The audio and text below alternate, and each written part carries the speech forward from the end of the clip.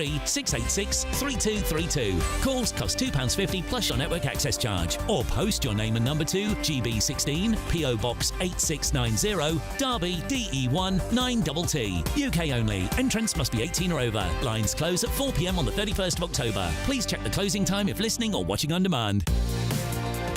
Mornings don't have to be tiresome, especially if you have the right company.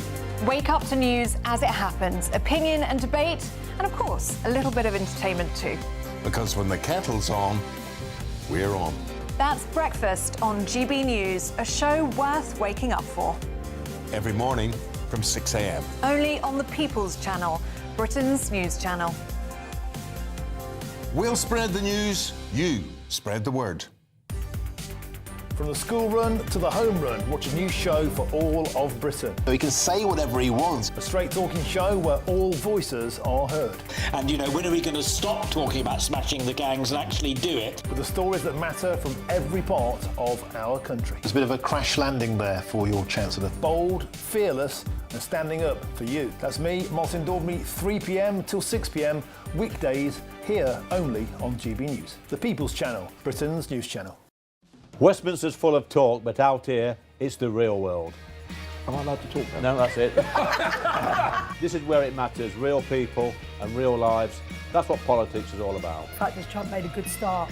No. Straight answers, no spin, and just a couple of pints. How many fingers have I ever got up? About 10. So join me for Lee Anderson's Real World every Friday at 7 p.m, only on GB News. The People's Channel, Britain's news channel. You want to know what's really going on in the corridors of power? Labour don't know what to do with you half the time, and that makes you quite lethal in the chamber. Get behind the headlines with Chopper's political podcast. Join me, Christopher Hope, as I sit down with the great and the good of British politics. We'll see where this ruling takes us. These are the stories shaping our nation. Chopper's political podcast, available now on all platforms. Listen in and stay ahead.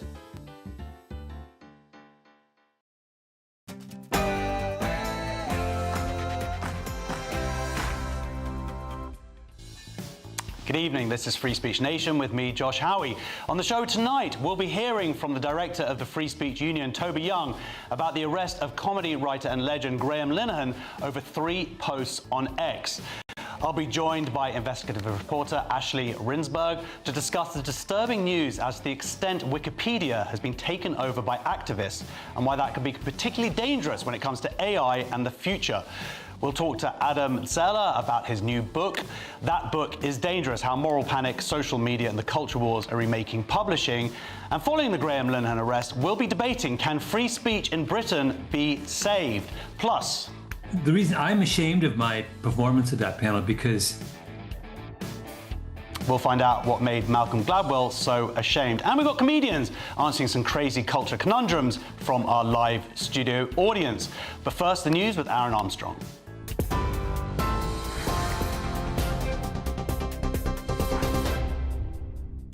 Thank you, Josh. Very good evening to you. Our updates at 7 o'clock. The Defence Secretary has confirmed the government is exploring plans to expand the use of military sites to house asylum seekers. It comes after more than 1,000 migrants crossed the Channel yesterday, taking the total number of illegal arrivals this year to more than 30,000. The figure is up 37% compared to this point last year and in 2023. 3 former military sites in Essex and Kent are already used to house a small number of asylum seekers. It's understood proposals will be announced within weeks. It follows a wave of protests outside asylum hotels over the summer, dozens of which are now set to be closed.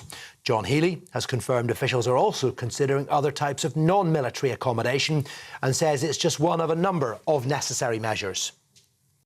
No one part of this will solve the problem. It requires action on the gangs, action on the boats, action on processing any claims, action on negotiating agreements to return those who have no right to be here to other countries. We started to do all that. Good progress in the first year, but so much more to do. The new Home Secretary has described the number of small boat crossings in the Channel as utterly unacceptable. Shabana Mahmood will this week host counterparts from the Five Eyes Security Alliance in London for talks on tackling people smuggling. It's her first major engagement in the new role. Ms Mahmood says protecting the UK border is her priority, and she expects the first returns under a deal with France to take place imminently. Reports suggest ministers are also close to agreeing a similar one-in, one-out returns arrangement with Germany. Almost 900 protesters were arrested in Westminster yesterday during a demonstration in support of Palestine Action. The protest began peacefully, but violent clashes broke out around 3 o'clock when a large group of protesters who were not holding placards began to physically and verbally abuse officers making arrests. The majority were detained for supporting a proscribed group, but 33 were held for allegedly assaulting the police. Sir Keir Starmer says he's appalled by Russia's brutal overnight attacks on Ukraine, which he says demonstrates Vladimir Putin is not serious about peace.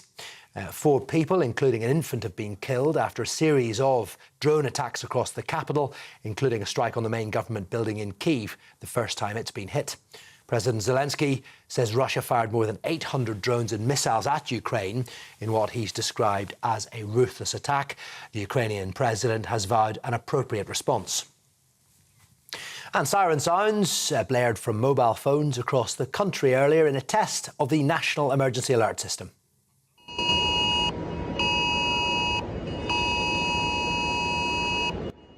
Well, the alarm went off at 3 o'clock. It lasted for around 10 seconds. It was the second test of the system after the first 2 years ago.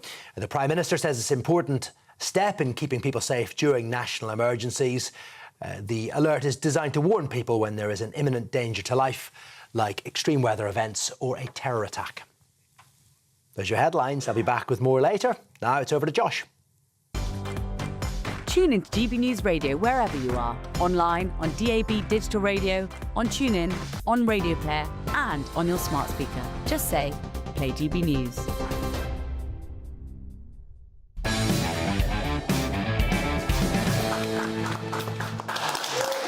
Welcome to Free Speech Nation with me, Josh Howie. This is the show where we take a look at culture, current affairs and politics. And of course, we'll have the latest from our lovable culture warriors as well. Coming up on the show tonight, the Free Speech Union's Toby Young is here in the studio to discuss the arrest of comedy writer Graham Linehan for his tweets. I'll be joined by investigative reporter Ashley Rinsberg to discuss the extraordinary news that a group of anti-Israel Wikipedia editors collaborated to manipulate the Zionism article and equate the movement for self-determination for Jews with ethnic cleansing, and we'll be debating, can free speech in Britain be saved? And of course, myself and my fantastic panel will be answering questions from our wonderful studio audience who made it through the tube strike. So we are going to start now with the story, the big story of the week, certainly when it comes to free speech. Father Ted co-creator Graham Linehan was arrested this week by 5 police officers at Heathrow Airport for comments posted on X in April. It created a furore around the world, and we are now joined by Lord Young, director of the Free Speech Union, who is assisting Graham Linehan in this matter. Welcome to the show. Thanks, Josh. I don't know about you, I think it was Tuesday morning, was it, or Wednesday morning? My phone sort of started going off about 6 o'clock, and this news kind of just appeared out of nowhere that Graham had been arrested. Yeah, I mean, it was at first completely unbelievable. I heard it shortly after it had happened because the Free Speech Union has engaged a legal team to defend Graham in another matter. So we heard about it almost as soon as it happened. And then he was released, I think, at 4 o'clock in the morning, having been held for more than 12 hours in a cell at Heathrow, and only released because his blood pressure was so elevated. He was at risk of having a stroke, so had to be rushed to accident and emergency. And when he was released, the police imposed this gagging order as one of the bail conditions, whereby he couldn't post on X as a condition of being released. So there was a lot for the Free Speech Union and its legal team to get its teeth into. And then he himself posted about it on his Substack. I think he wrote the post from his hospital bed, and that really broke the story, and it was the story that went across the world. Well, this is it. I mean, you know, he's famous, obviously, in the UK and in Ireland, and arguably one of our great comedy talents, and for him standing up for women's rights and for children's safety. But this has been a big deal in America.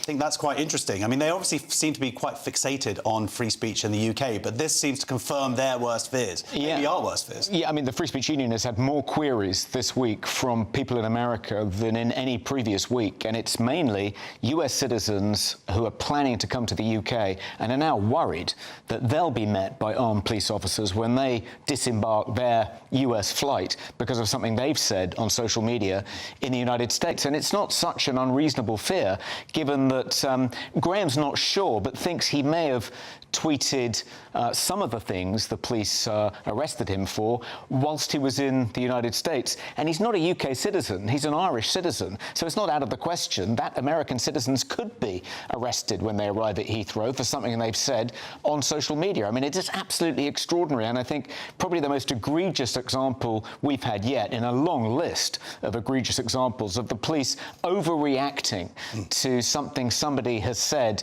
on social media, particularly X, which has caused an activist to complain and demand the police do something. I think it's piqued a lot of people. I mean, you had Sir Keir Starmer giving an announcement, and the irony is that a couple of weeks ago he's standing with JD Vance and saying how the UK is the home of free speech, yet a few weeks later that seems to be very much not the case anymore. And you also had Sir Mark Rowley give an announcement kind of blaming politicians for it, or blaming the law, rather than just his officers applying common sense, right? Yeah, I mean, it's. I think it's made Keir Starmer's dismissal of JD Vance's concerns about the state of free speech in the UK, his rather high-handed, blasé dismissal, nothing to see here, we have a proud tradition, free speech is alive and well in the home country. It's made that look increasingly ridiculous. Indeed, there's an offence under the Online Safety Act of knowingly spreading false information. And perhaps the police can now look at Keir Starmer for having knowingly spread the false information that free speech is in vital good health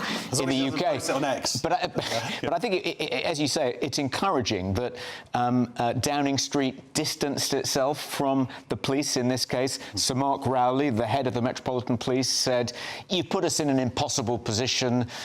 We shouldn't be investigating, Twitter spats. We shouldn't be sticking our oar in these culture war spats, but you've left us with no choice." I mean, I'm not sure whether that's true or not, but there was a story in the Telegraph today saying that Sir Mark Rowley is going to recommend to Yvette Cooper, the new Home Secretary, that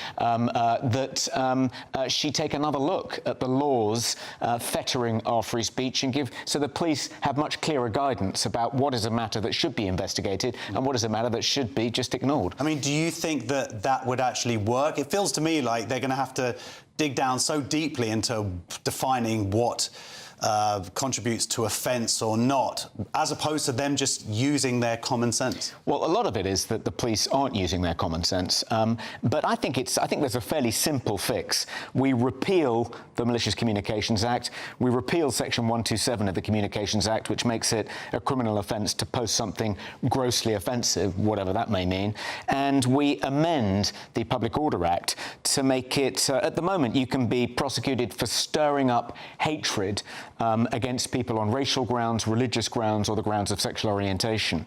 And it looks as though they may be added to in due course. But stirring up hatred, intending to stir up hatred, those are pretty vague terms. It's quite difficult for the police to work out whether something someone has tweeted stirs up hatred against a particular group. Can they take activist complaints at face value? Well, there's a trans activist would say that saying there are only two sexes would be stirring up hatred. Well, you can't be. It's not a criminal offence to stir up hatred against someone on the basis of their transgender status yet. It is in Scotland, but not in England and Wales. But I think the solution is we just introduce a similar standard in the UK to the standard they have in the United States, which is speech is protected. You can't be prosecuted unless you've said something which is intended to stir up imminent violence.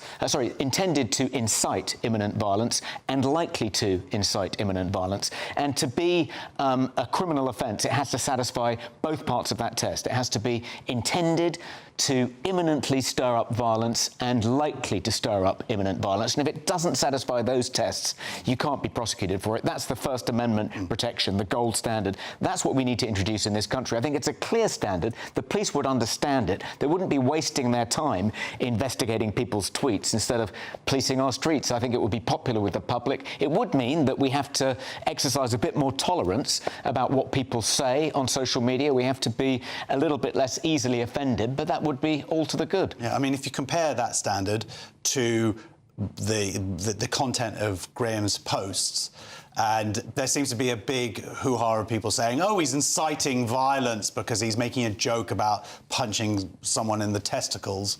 That of course, doesn't go anywhere near those criteria. I think it would fail both parts of that test. It clearly wasn't intended to incite violence. I mean, I don't think he expected anyone to take it literally and go out and punch trans women in the balls, but also it wasn't likely to. I don't think anyone had he targeted a particular trans person and said punch that person in the balls, maybe it would have failed both parts of the test, but he didn't. He just said, if this happens to you. I don't think it wasn't intended to, it wasn't likely to incite violence, so I don't think it wouldn't have passed that test. There would have been no possibility of the police wasting everybody's time in this way. So I mean, the one positive, as you mentioned, is that this has raised greater awareness as to the state of free speech in this country. But of course, at the centre of that is someone that we both know, Graham Linehan, and this obviously has an impact on him. As you said, he had to go to hospital because of his blood pressure. I think we can agree that it's very hard to be at the centre of this kind of furore, right? It is, and he said subsequently, had he not been a member of the Free Speech Union and had the peace of mind of knowing we'd have his back, it would have been even more traumatic. But luckily, we had a legal team in place when it happened. The solicitor in that team has already got the bail condition lifted, whereby he is now allowed to post on X. We got that lifted. But he was arrested. Yep. So what? Well, the next step is to make sure the police take no further action, and I wouldn't be surprised if they announce next week that they are taking no further action, and then to sue the police for wrongful arrest and false imprisonment, because the only way to stop the police overreacting in this way to complaints from woke activists is to make sure there's a price they have to pay when they do. So it's really important, I think, that Graham, with our help, now sues the Metropolitan Police for wrongful arrest and false imprisonment. We've successfully done that before with other people who've been arrested for tweets. That guy Julian Fuchs, ex-special constable in Kent, we helped him sue Kent Police for wrongful arrest and false imprisonment. He got £20,000 tax-free and a grovelling apology from the Chief Constable of Kent Police. We want to see a similar apology and a similar quantum for Graham in due course. That's it. Well, you say that you hope that they would learn, but evidence would suggest that they're not. And you have the College of Policing. We don't know exactly what advice they're still giving the officers that they train, and they're going out there into the world where this is still happening. Does something more drastic have to happen than just losing a bit of money? We have to repeal some of the laws fettering our free speech, and I think we have to amend the Public Order Act to introduce that First Amendment standard that I've described. I was resigned to the fact that that can't happen until there's a change of government. But it looks as though this government may be willing to consider some revisions to the Public Order Act, and there is a crime and policing bill that's going to be in the Lords in October, and I'm already planning to table an amendment to that bill, scrapping non-crime hate incidents. And I think I'm now going to add to that some other amendments to try and revise the Public Order Act to try and introduce something like this First Amendment standard, increase the threshold of what we are allowed to say on social media without the police being sicked upon us. Yeah, and I mean, I imagine it's been an incredibly busy week for the Free Speech Union, right? Yeah, it's been incredibly busy. We have our average number of cases per week is 37 new cases every week. That's gone up to 72 this week. So, yeah, it's completely insane. And people joining. A lot of people joining. Yeah, we had 300 people join on one day. And a lot of Americans joining, worried that when they arrive at Heathrow, what happened to Graham might happen to them. So they need us in our corner too. Fair enough. Well, look, I actually spoke to Graham yesterday. I interviewed him. We are going to put out that interview, I believe, on Tuesday. I think it's an exclusive in the UK. I think he's seeing family today. But we wish him well, and thank you very much for coming in and talking about his case. Appreciate it. Cheers. Director of the Free Speech Union, Toby Young. Next on Free Speech Nation, it's our audience question. See you in 2 minutes.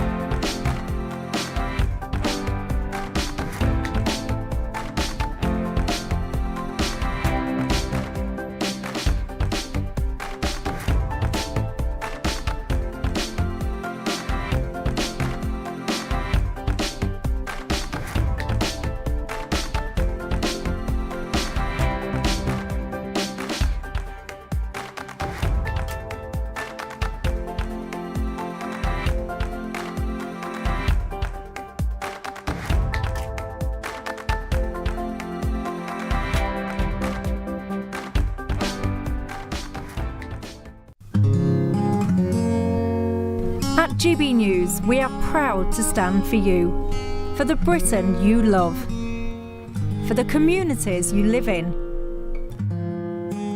That's what makes us the fearless champions of Britain. Its voices and its values. Because we, at GB News, the People's Channel, Britain's news channel.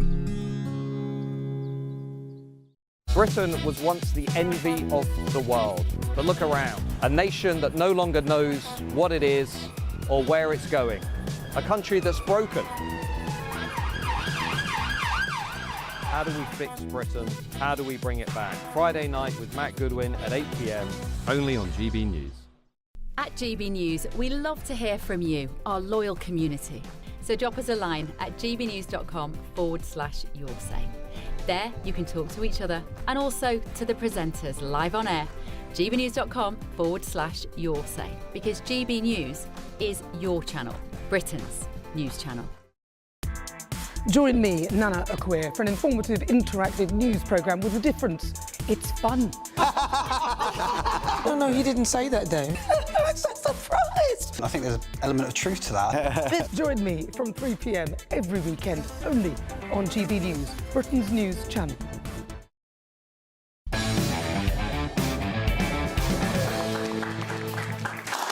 Welcome back to Free Speech Nation. My comedian guests this evening are Steve N. Allen and Miriam Elia. Hello.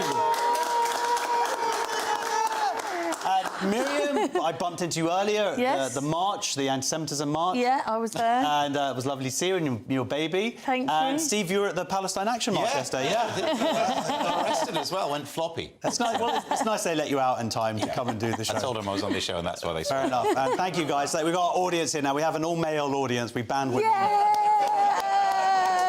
From it.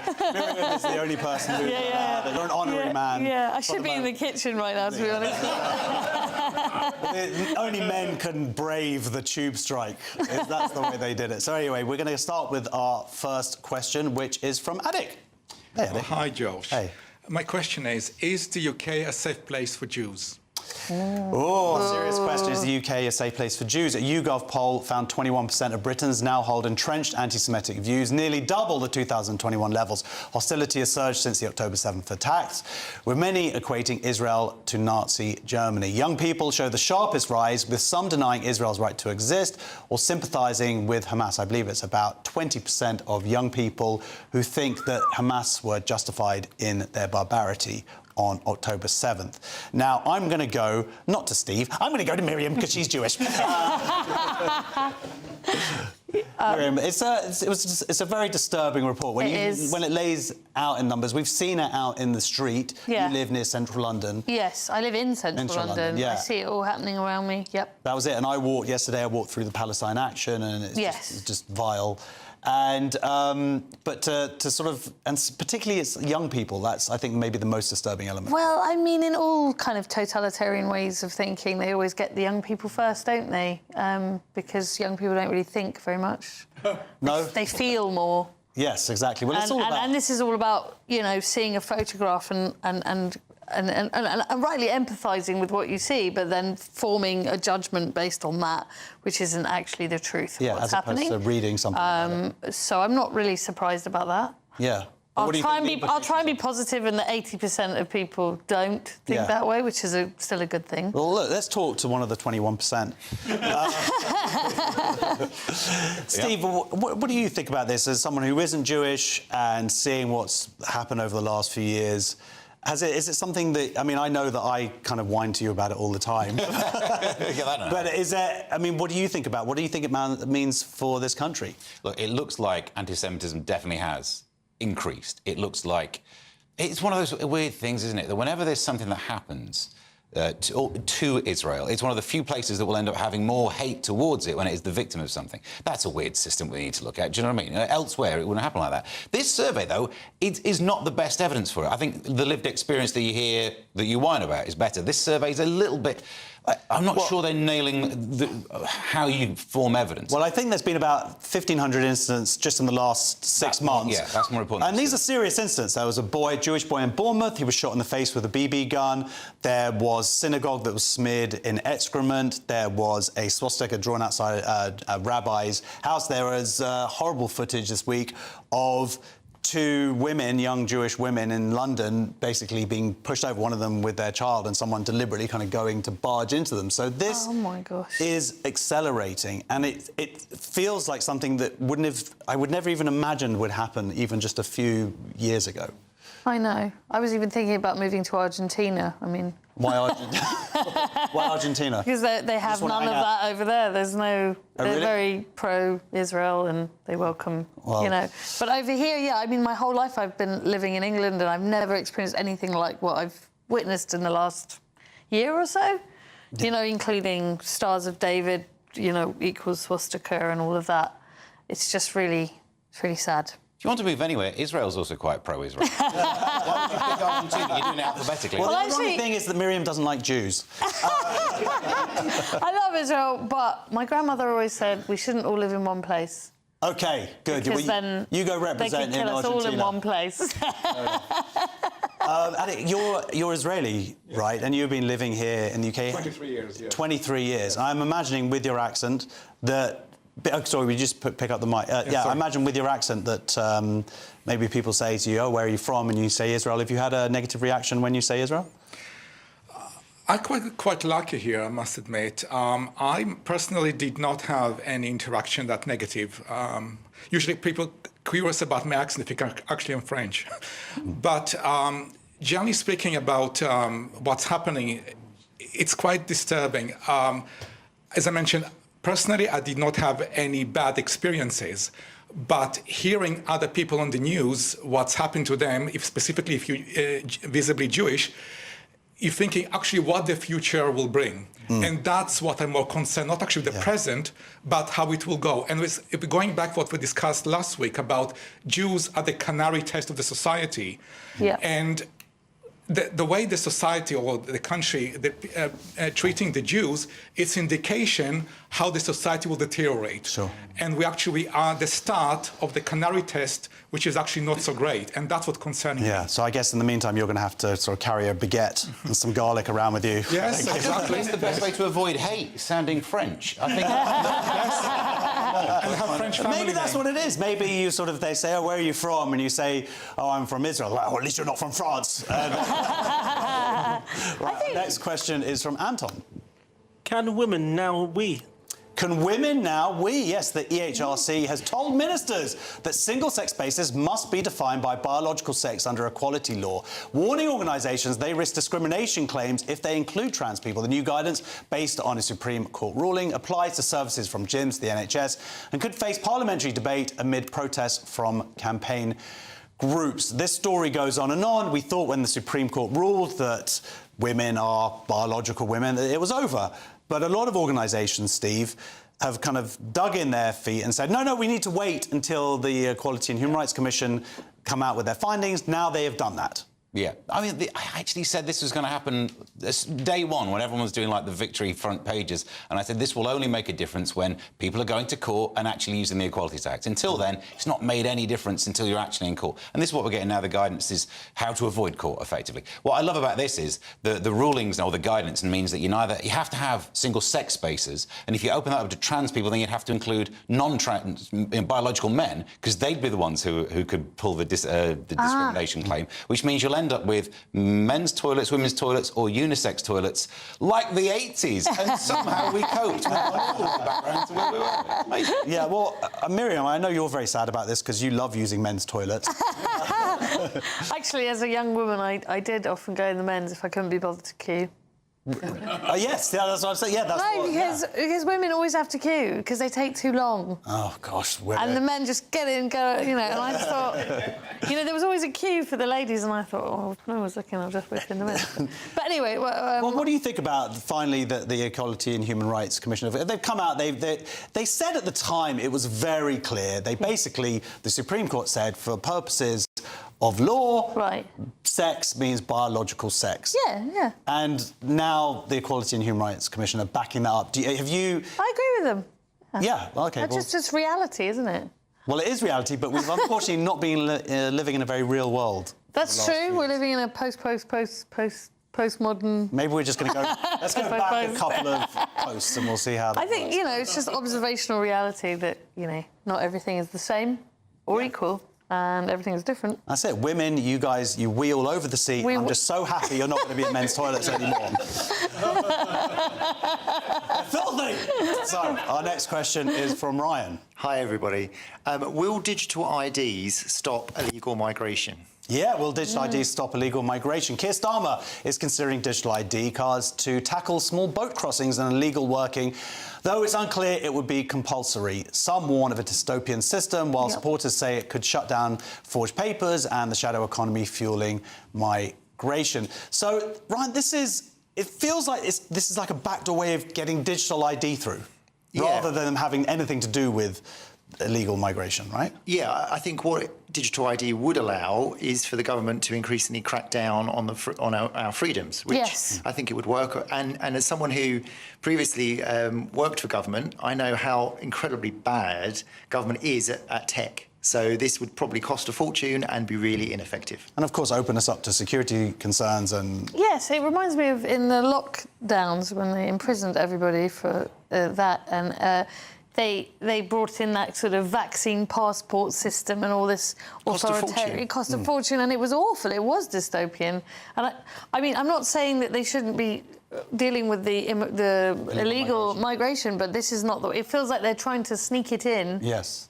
As you know, for their own authoritarian purposes, which I'm fully against. Absolutely. What about you, Steve? Are you up for digital ID? No, I think it's already kind of happened anyway. As much as I'd love to push against it, my Firefox browser now knows my passport number for some reason. So it's already, with that slippery slope, we're sliding down it. But what I can't... These things strike me as obvious, and I don't know why everyone doesn't think this. It won't solve the problem, because if there's one thing we know about people who would cross a channel illegally is they don't mind doing things that are illegal. So if you make it illegal not to have an ID, a digital pass, they'll do that because they don't mind doing illegal things. It's like, well, I was going to cross illegally, but I wouldn't want to not. Yeah. And one of the reasons to bring it in, apparently, is to try and stop the pull factor of the black economy, which is still going to not care whether you've got papers or not. If ever there's one part of the economy that doesn't care about your ID, it's all it could do is push more people into working for people who don't care about your ID status, which doesn't sound like a good outcome. Yeah, although I am quite excited about maybe if they get my Tesco Club card included on my passport, that might work for me. Right, our final question for the moment is from Neil. Good evening, everyone. So my question, having been at the football yesterday, the England game, was about flags. Is sport the only place where we can fly the English flag? Yeah, is sport the only place you can fly the English flag? Because Lily Allen said the St George's Cross should only be flown during football tournaments. I think she even said during the finals and semi-finals, criticising the surge of flags under the Raise the Colours campaign. She argued the displays feel politicised, joking that patron saint St George himself would today be placed in a migrant hotel. Not true. Yeah, no, yeah. It's an emblem of Christianity and of England. Yeah, I mean, I'm sure that we would also provide a visa for St George. Yes, we would. If it was to apply through the appropriate system. I totally disagree with her. Yeah. Yeah. What do you think about this, Neil? I think if St George is in an immigration camp, we should have an ID card as well, which would be digital. So I think it's great seeing the flag flying. Me too. When I go to America, I've been over there a few times, and they're very proud of their flag and they fly it. I think if people do find it divisive and scary for whatever reason, we need to work on that and try and help them get past that. Don't. They spend their whole life dividing everyone, so no. So I think it's great. And it happens in Scotland. When you go to Scotland, Wales, they fly it proudly. Absolutely, but somehow the St George's flag... Look, you could argue that it was co-opted in the 70s, but this reclaim the colours... sort of the protest, I guess, that's going on. It's not just... it's reclaiming it for English people. There's no reason why we, as English people, can't be proud of our country. To take it away from the more of those flags that are out there when it isn't just we've got an excuse of a final, then that's the better. Then we can reclaim it as part of our national identity and be proud of that, right, Steve? Yeah. I mean, look, firstly, I'm so... Show us your underwear. I'm so... I don't wear underwear. Not a patriot. But it's more of the fiscal black hole that I'm supporting. I'm glad someone finally asked Lily Allen what she thinks about this, because this has been... Ever since this story kicked off a few weeks ago, I was like, it's all very well getting these politicians saying whatever. What does Lily Allen think about flags? Because I want to know what to do. I think you're right. People say it was co-opted by the right. And look, every country, surely their right-wing elements love their flag. But in those countries, other people love the flag too. So it wasn't that the flag was hijacked by the right. It was abandoned by everyone else. So we should all be using it, because then it's the I'm Spartacus effect. You put a flag out, you don't know whether it's a racist doing it or a non-racist. If we all do it, then it can't have any kind of shocking Won't symbols. have the power for racists, isn't But it? I will say, flying flags is great. Where I live, they've started, for some reason, painting St George crosses on the bins.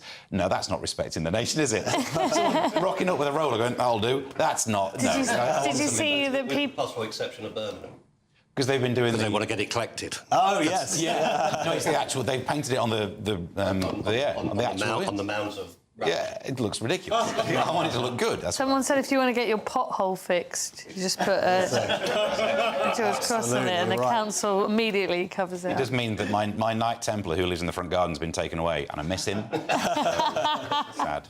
Sorry to hear that. Next on Free Speech Nation, US lawmakers are investigating Wikipedia for alleged foreign influence. Could key articles on Israel be manipulated? But what does that mean for AI and our future? See you in 2 minutes.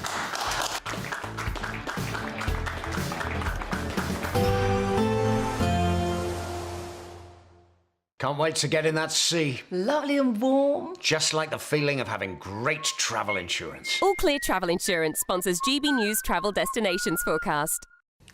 It's quite a changeable picture across the Mediterranean over the next couple of days. Plenty of sunny spells on offer, but there is going to be some quite strong winds across parts of the Canaries as we head through Monday afternoon. Parts of Spain and Portugal, parts of Italy seeing plenty of sunny spells, but southern parts of France, parts of Greece and parts of Turkey seeing plenty of heavy showers through Monday afternoon. Quite a lot of sunshine on offer as we go through the rest of the week and feeling pleasantly warm with highs into the high 20s. All Clear Travel Insurance sponsors GBNews Travel Destinations Forecast. Hello there, welcome to your latest GB News weather forecast. Looking ahead to the new working week, and it's going to be unsettled. Most of us seeing some further rain and showers, and after a warm weekend for some of us, temperatures are returning to nearer average.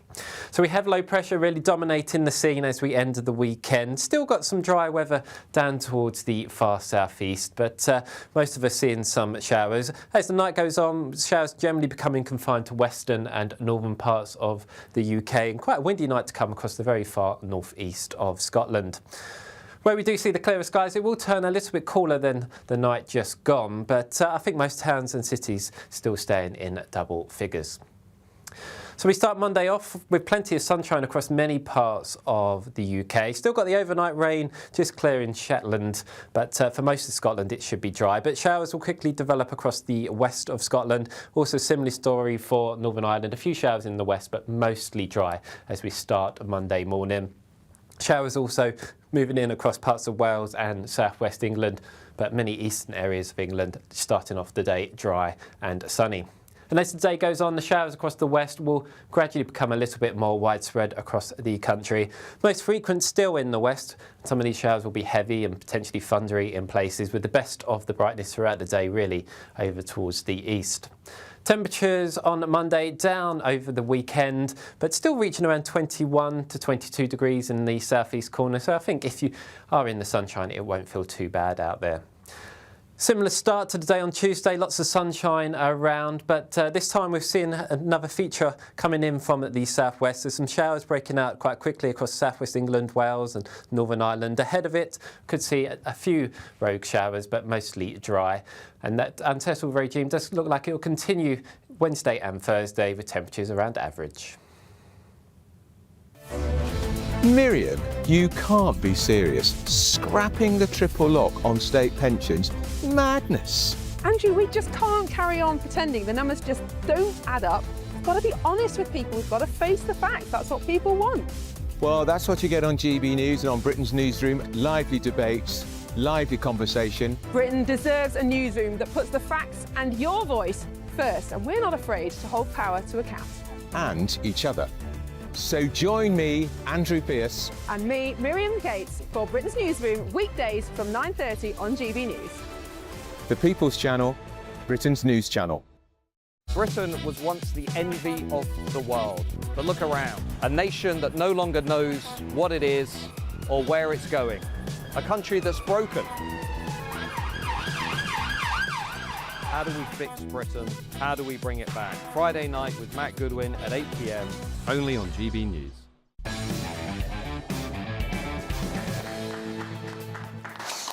Welcome back to Free Speech Nation. The US House Oversight Committee has launched a probe into the Wikipedia Foundation, investigating claims that foreign-linked editors have manipulated Wikipedia articles to spread anti-Israel and anti-Semitic narratives.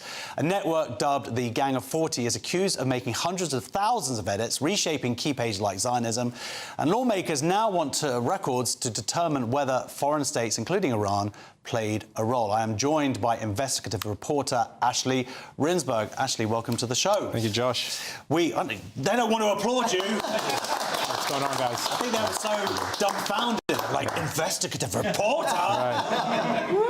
But you have been on this show before, yes. and this kind of work does actually need a real investigative reporter, because it's very intricate work, isn't it? It's below the surface, because what we see on Wikipedia is the glossy, shiny, everything looks how it should look. But when you dive beneath the surface and the talk pages, the edits, the wars that go on ideologically, you see what Wikipedia really is. And it's scary that it's sort of reduced to, because the idea is, of course, it's open source and that people can come in and edit, but it seems like a core group of activists really can affect the information that is then put out to the world. Yeah, in this case, we have 40 editors in pro-Hamas, pro-Palestine, anti-Israel, whatever you want to call them. Of those, there's probably only about 10 who are like the real hardcore. They've captured the entire topic area of Israel-Palestine. That's not true only with Israel-Palestine. It's true with UK politics, trans issues, American politics, Russiagate, COVID, you name it. Someone has figured out that they can hack into our information ecosystem. It only takes a few of them, a small cluster, and they can basically change change information the way we see it, not just on Wikipedia, because what's on Wikipedia gets funneled into AI, onto Google, into classrooms, into general consciousness. Yeah, and also journalism. Journalists, that'll be their first port of call. They don't necessarily have to take it as sacrosanct, but they'll use Wikipedia a lot of times for basic information. Yes, ground truth. Yes, it's the ground truth. This is the ground truth. So you uncovered this a few months ago, but now it's progressed because I believe that, in America, they've taken notice of your work. There has been a congressional investigation launched because the concern is that this is foreign influence. Wikimedia Foundation, which owns and operates Wikipedia, is a tax-exempt organization. It's supposed to abide by certain norms. And when you have foreign influence, this could include state propagandists, it could include foreign terror organizations, it could include ideological actors who are leveraging this tax exemption to advance their own agenda. You have a real problem that is of national security concern. This is not just about cute internet online website. This is really big, and it's basic to everything we think about in politics and culture and society today. And as you said, there's this factor that I certainly never considered about how AI accesses information and then puts it out there. If they're using Wikipedia as has such a pivotal role in the information that gets kind of fed into AI, then that has a real impact for the future in terms of training this AI and the information it's then going to put out to the rest of the world. It's easily the most important source of information on topical related stuff is Wikipedia for AI. When we're talking about what trains ChatGPT, Gemini, Anthropic's Claude, Perplexity, all the frontier models, they're getting their information from Wikipedia. And this is what these guys who are manipulating Wikipedia are aware of. They didn't gloss over this fact. They're banking on this because that's how they can really manipulate information downstream. When we Google something or ask a question to ChatGPT, they know that we are going to get the answer that they planted inside of Wikipedia. So now that America's investigating it, I guess, in Congress, what do you think might change? Do you think Wikipedia is actually going to finally take some action here, or is it just going to be business as usual? The big problem here is that Wikimedia Foundation, which is supposed to oversee Wikipedia, has been ideologically captured by the far left. This is something that happened in 2017. It was very deliberate, and the effect of it is that they can no longer remain a reliable custodian for the site. They're not doing their job. It's on people like me and my sources and users who are finding this information, and it shouldn't be on us. It should be on Wikimedia Foundation, and they're just not able to do it. So I'm really, really skeptical that we're going to see any meaningful change from Wikipedia. Within. Is there anything that the American lawmakers can do to make an impact? Well, the one big thing they could do is strip the tax-exempt status of Wikimedia Foundation. That would certainly spur some kind of change. But I think what we're really going to look at is the free market. We're going to look at other players saying, hold on a second, this is wrong. There's a gap here that needs to be filled. We need reliable, balanced information feeding AI and feeding Google, and someone's going to come up with a great innovative solution that's just going to make Wikipedia irrelevant. But, I mean, will they be able to do it without activists then going after that institution? I think this is always going to be cat and mouse. Like we're living inside of information warfare that's nonstop today. This is most of our lives. Battlefield warfare almost seems like it's playing a backseat to information warfare. So we're always going to have this kind of dynamic. But when you have a website like Wikipedia, which was designed in 2000, 2001, this is outdated technology, it's outdated modalities, it's time for an update. And I think the congressional investigation is showing that they're not tolerating any longer what's been going on in Wikipedia for so long. So is the next front in the war in this kind of information warfare, is it going to be AI then?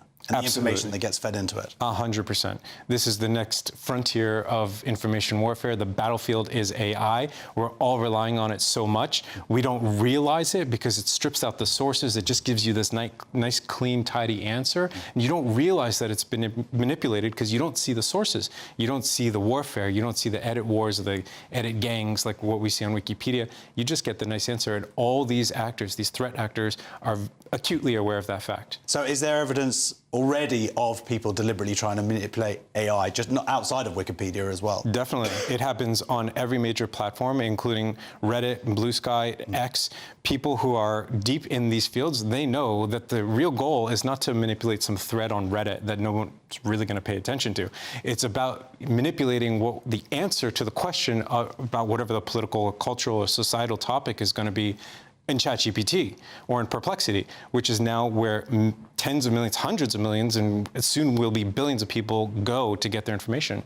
Yeah, and do you think this has a real-world impact? I mean, there's a report today coming out about the increase in anti-Semitism. I'm just thinking that students writing essays, history essays, they're going to Wikipedia as their first source, and I'm imagining that they're seeing these definitions of Zionism and things that you've talked about, and this is what they're taking to be as truth. Absolutely. It's students, it's policymakers, it's law enforcement, it's scientists, it's everybody, it's all of society. This is the one thing we share, is that we all turn to these same spaces for information. So when you ask a question and you get the answer, and the answer is perceived to be basically true, and you're a policymaker, you're going to make a decision based on the information you're learning. Or maybe your aide brought you that information, they put it into a report. They didn't tell you that they got it from ChatGPT, and nobody investigated where that answer came from or how it got to that position. So this is going to change our actual day-to-day lives, and the scariest part about it is that nobody knows this, and that's the most devious part of it, is that they can do this all under the radar. Well, look, some people know it now better, and I think we can agree that if you do want impartial information, there's really only one source you can come to find. Thank you very much for investigative reporter Ashley Rinsberg. Thank you. Wikipedia said the values of Wikipedia and the Wikimedia Foundation reflect our commitment to integrity and accuracy, and we categorically condemn anti-Semitism and all forms of hate. Though our preliminary review of this report finds troubling and flawed conclusions that are not supported by the Anti-Defamation League's data, we are currently undertaking a more thorough and detailed analysis. It is unfortunate that we were not asked to provide context that might have helped allay some of the concerns raised. So, next on Free Speech Nation, progressive authors cancelling their own work and online attacks reshaping literature. See you in 2 minutes.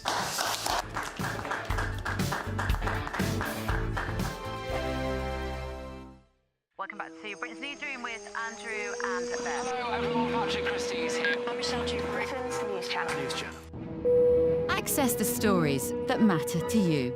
Take the GB News family with you on any device, and as long as you have an internet connection. Tune in to GB News anywhere on the planet or beyond. GB News, the People's Channel, Britain's News Channel.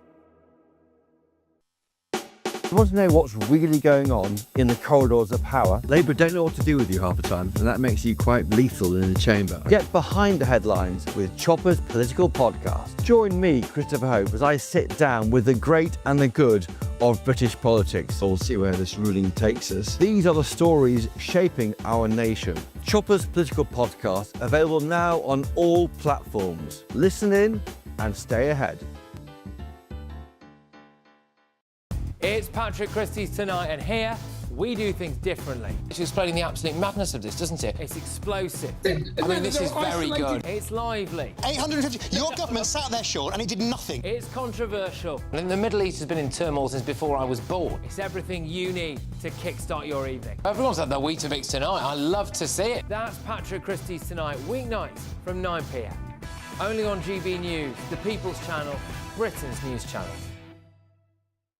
Hi, I'm Michelle Dewberry, and my show is your opportunity to cut through all the noise and dive in headfirst to some robust debates. Ideas clash. Situation, isn't it? No, because the failure is you're deliberately avoiding my point. Nothing's held back. And if you think this is the end of it, wait for more. And we do not shy away from the difficult stuff. Sometimes I want to shake people and say, if only you understood. So join me on Jubes & Co. weeknights at 6 p.m. only on GB News, Britain's News Channel.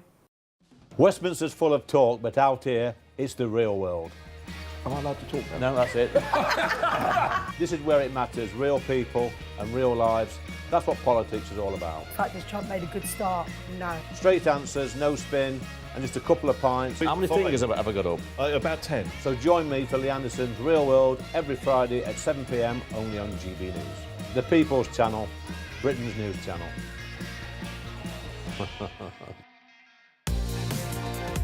Mornings don't have to be tiresome, especially if you have the right company. Wake up to news as it happens, opinion and debate, and of course, a little bit of entertainment too. Because when the kettle's on, we're on. That's Breakfast on GB News, a show worth waking up for. Every morning from 6 a.m. Only on the People's Channel, Britain's news channel. We'll spread the news, you spread the word.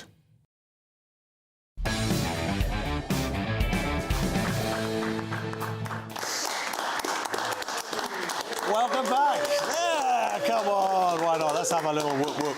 Welcome back to Free Speech Nation. Now, author Adam Satella says censorship is no longer just from the right, but progressives cancelling their own books. In his new work, That Book is Dangerous, he describes a circular firing squad where young adult novels are attacked online, authors withdraw titles and publishers bow to pressure. Satella argues efforts to diversify literature have morphed into new forms of censorship, with sensitivity readers and cancel campaigns silencing voices. I am now joined by the author Adam Satella. There he is. Hey, thanks for having me. Welcome to the show. Congratulations on your book. Now, this is a phenomenon that certainly we at Free Speech Nation have been aware of for some time, but it is interesting to have it collated all in one place, because I believe you spoke anonymously to a lot of authors, right? Yeah, so I spent a few years interviewing people really in every corner of publishing. So people from the presidents and vice presidents at what's called the Big Five publishers, so Penguin Random House, HarperCollins, down to editors, down to people who work in marketing, and even to people who are part of this new profession of quote unquote sensitivity readers who are being hired to vet work for potentially insensitive material. So it's quite telling, though, that all these people had to be anonymous, right? So the situation's not over. No, it's not over by a long shot. And, I think people have been saying lately that wokeness is dead, that cancel culture is dead, and it's certainly dead in certain corners of society. So in the presidential office in the United States, for example, it's very much not alive. But in the places that have traditionally fostered it, the university, publishing is another huge one. It's very much alive and well. So yeah, this is, I see it as the same problem as it was 5-10 years ago. And reading some of the examples that you write about, you had people who came in, cancelled someone else's book, and then they themselves would have their book cancelled in turn. It's surprising that anything actually gets published. Yeah. Those are some of my favorite examples, and the one that I opened my book with is this young adult novel called Blood Air that was written by a Chinese American author who, as far as I could tell, is very much on the left. And her book was quite literally canceled by Penguin Random House a few months before it was supposed to be published. And one of the people who led that charge was another author, an author of color, also on the left. And then a few months later, his book got canceled too and never saw the light of day. And this is really this sort of culture of essentially progressives accusing other progressives of not being progressive enough. I guess evidence that the snake will eat its own tail. Yeah, 100%. And, historically, publishing has been a very left of center industry, but in recent years with the development of social media and some of these other platforms, it really has sort of reached extreme levels of ideological homogeneity. Well, Adam, it is a fascinating book. It's a great study of a time and a place and how mad things have got, and unfortunately, how things are still continuing. This book is dangerous. You can buy it, and thank you so much for joining us. That is author Adam Satella. That is the end of the first hour on Free Speech Nation. But don't go away, because there's lots more to come between now and 9 o'clock.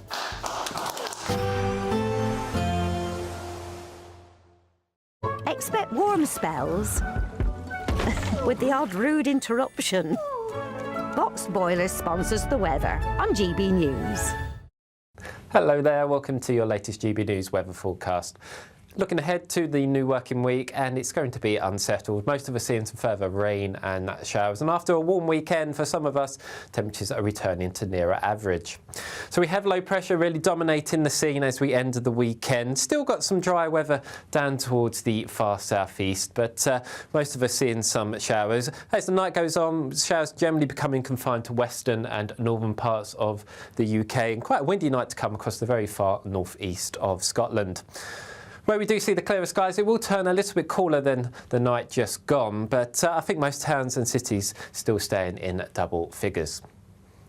So we start Monday off with plenty of sunshine across many parts of the UK. Still got the overnight rain just clearing Shetland, but for most of Scotland it should be dry. But showers will quickly develop across the west of Scotland. Also similar story for Northern Ireland. A few showers in the west, but mostly dry as we start Monday morning. Showers also moving in across parts of Wales and southwest England, but many eastern areas of England starting off the day dry and sunny. And as the day goes on, the showers across the west will gradually become a little bit more widespread across the country. Most frequent still in the west. Some of these showers will be heavy and potentially thundery in places, with the best of the brightness throughout the day really over towards the east. Temperatures on Monday down over the weekend, but still reaching around 21 to 22 degrees in the southeast corner. So I think if you are in the sunshine, it won't feel too bad out there. Similar start to the day on Tuesday, lots of sunshine around, but this time we're seeing another feature coming in from the southwest. There's some showers breaking out quite quickly across southwest England, Wales and Northern Ireland. Ahead of it, could see a few rogue showers, but mostly dry. And that unsettled regime does look like it will continue Wednesday and Thursday with temperatures around average. Expect warm spells with the odd rude interruption. Boxed Boilers sponsors the weather on GB News.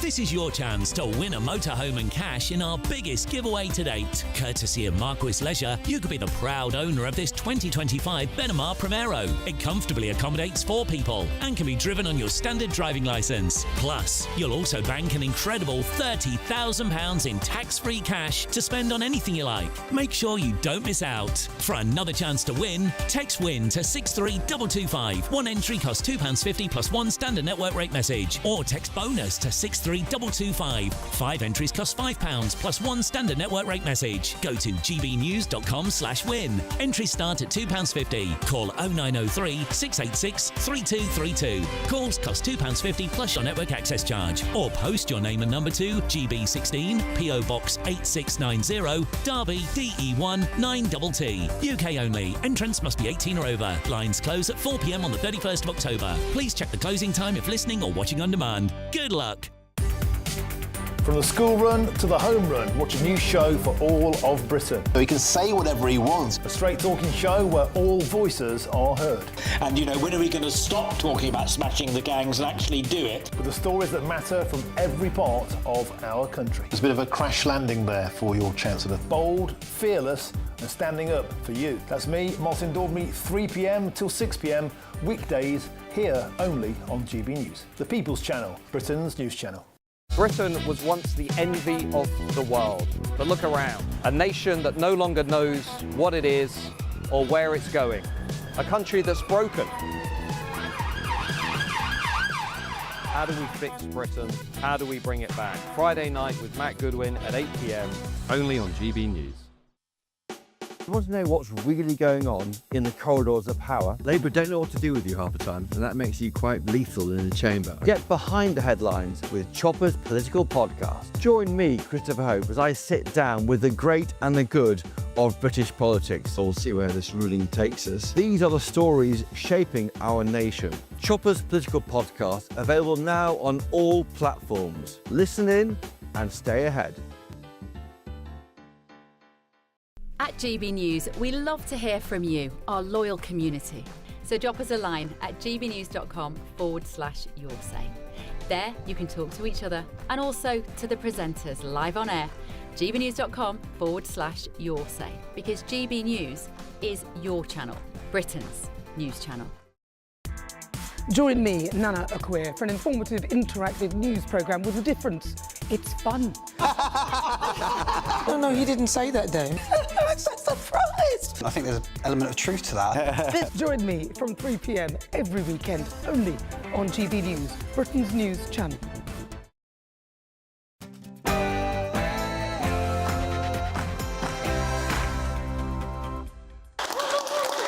Plenty more still to come on Free Speech Nation this week, including following the Graham Linehan arrest. We'll be debating, can free speech in Britain be saved? We'll be joined in the studio by BY founder of We Speak Truth Foundation, Chris Elston, a.k.a. Billboard Chris, to find out what happened after this. She's not engaging.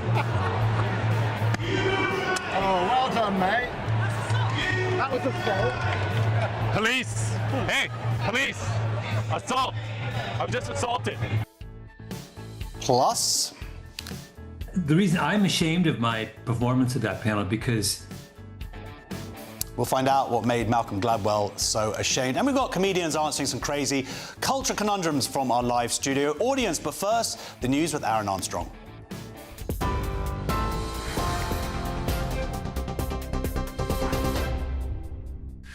Thank you, Josh. Very good evening to you. It's 8 o'clock here in the GB newsroom. The Defence Secretary has confirmed the government is exploring plans to expand the use of military sites to house asylum seekers.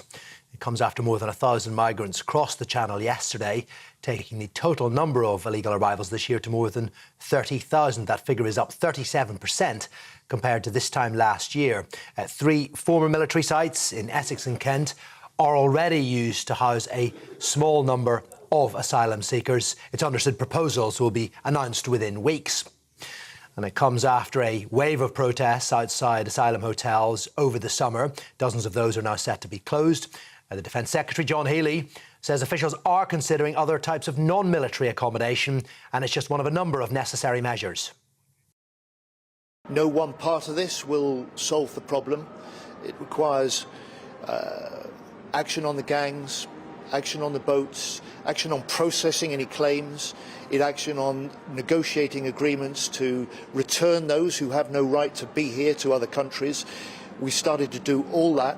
Good progress in the first year, but so much more to do.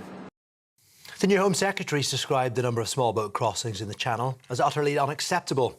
Shabana Mahmood will this week host counterparts from the Five Eyes Security Alliance in London for talks on tackling people smuggling. It's her first major engagement in the new role.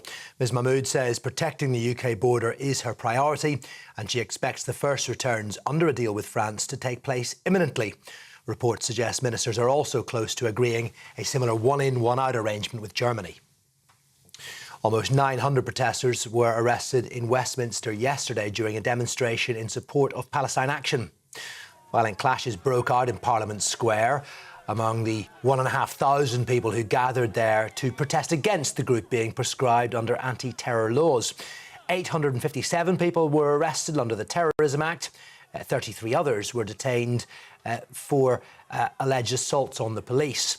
The Met has confirmed the abuse its officers suffered included being punched, kicked, spat at and having objects thrown at them. London Underground passengers are bracing themselves for a week of disruption as the latest strike action escalates. The industrial action has brought services to an early finish this evening, and there will be almost no services until Friday. Around 10,000 members of the RMT union are walking out over pay and conditions. Buses and London's other rail services will continue to run. And a teenager who died of leukemia in 2006 has become the first Catholic saint of the millennial generation. Carlo Acutis, who was born in London, was nicknamed God's influencer after creating content documenting so-called miracles as a means of spreading his Catholic faith. Pope Leo led a ceremony at the Vatican earlier in front of more than 70,000 young worshippers. Many more than that have visited the Italian hilltop town of Assisi, where Carlo's body lies preserved in wax. There's your headlines. I'll be back with more at 9. Tune into GB News Radio wherever you are. Online, on DAB digital radio, on TuneIn, on Radio Player and on your smart speaker. Just say, play GB News.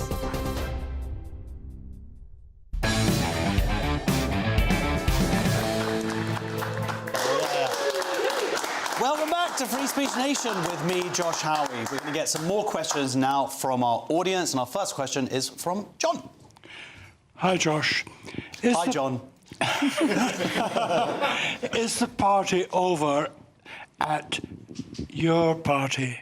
Yes. Is the party over at your party? So there's already a split within the newly founded Your Party over transgender rights after one of its MPs, Adnan Hussein, stated that they're not biological women, hence trans women, while Zara Sultana hit back, stating that bigotry has no place in the movement. Now, this is not a surprise, is it, John? Not at all. Now, as a trans woman, how do you find your support in the U Party? Are you gonna? Yeah, I mean, this is the far left, allying itself with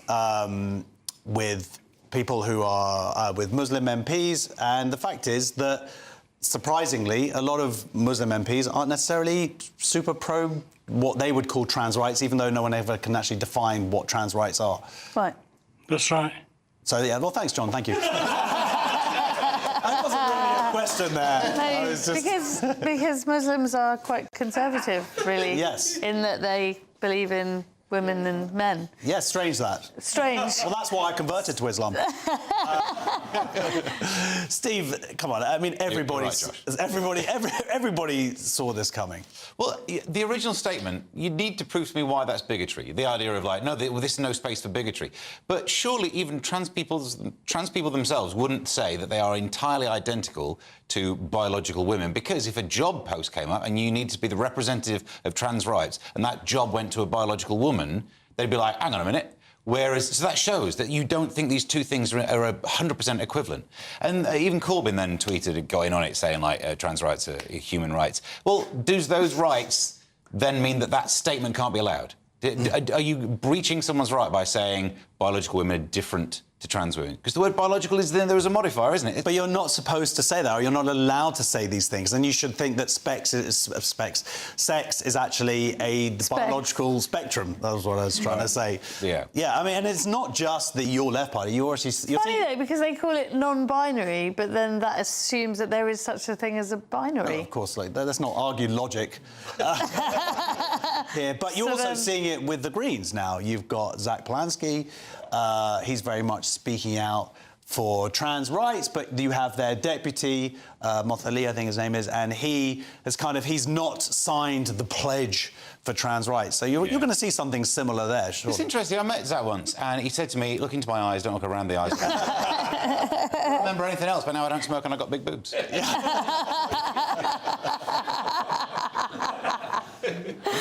That's funny. Yeah, I was disagreeing about the size of the boobs. Sorry, I didn't want to say anything about your boobs. I've tried not to look at them all night. It's very, very distracting. But, Miriam, how long do you think that your party's going to exist? It will become their party. Yeah, your party and your party. Well, it's like a Monty Python film. It's just I don't know. It will eat itself. It will eat itself because it's so inherently full of contradictions.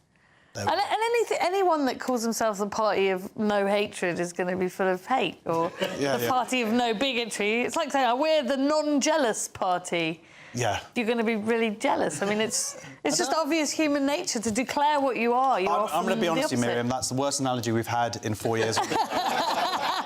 Sorry, I was doing my best.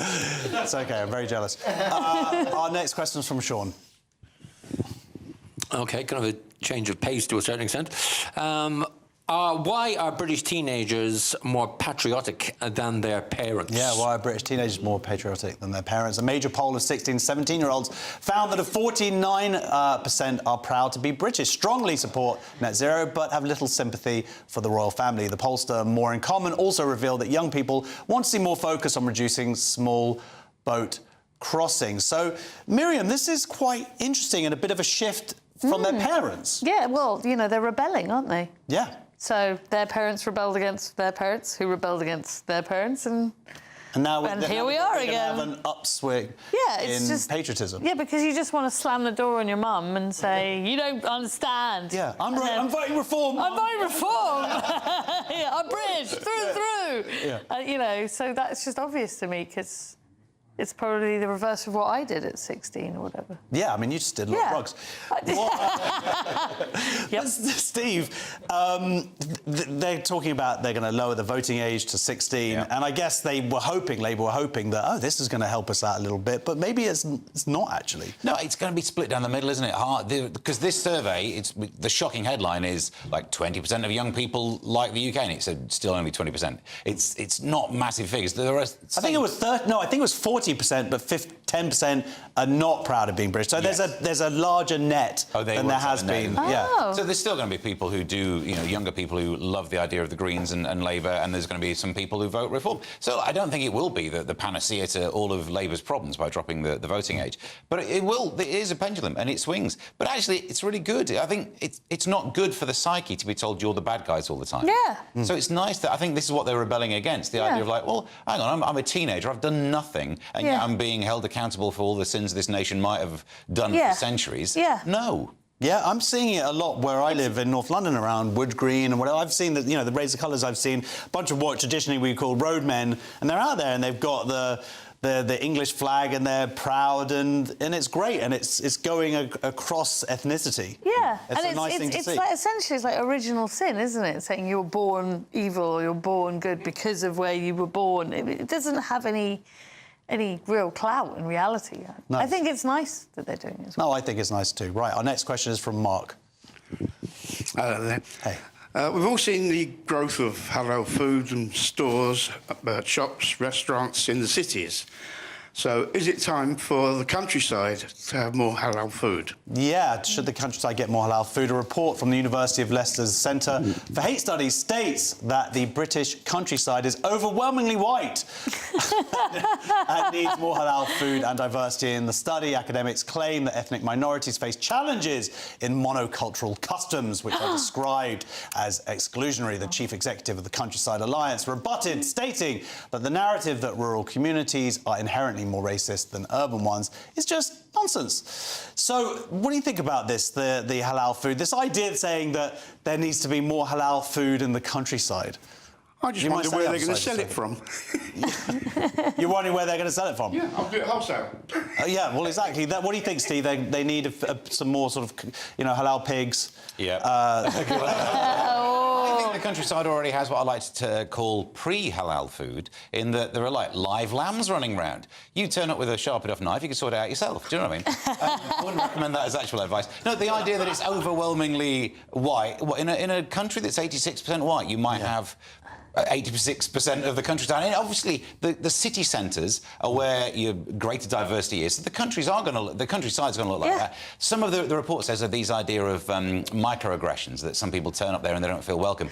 That's the countryside. If I go to the country and walk in a pub, it's like, American Werewolf in London. The jukebox stops and it's this guy's not from round here. So we all get it when we go to the countryside. And I don't understand the country. I'm a towny person, but I don't go to the countryside and go, where's my Costa? I'm not used to this. Well, it's ridiculous. If I moved to Pakistan and I went to the countryside in Pakistan, for me to complain, it's very monocultural.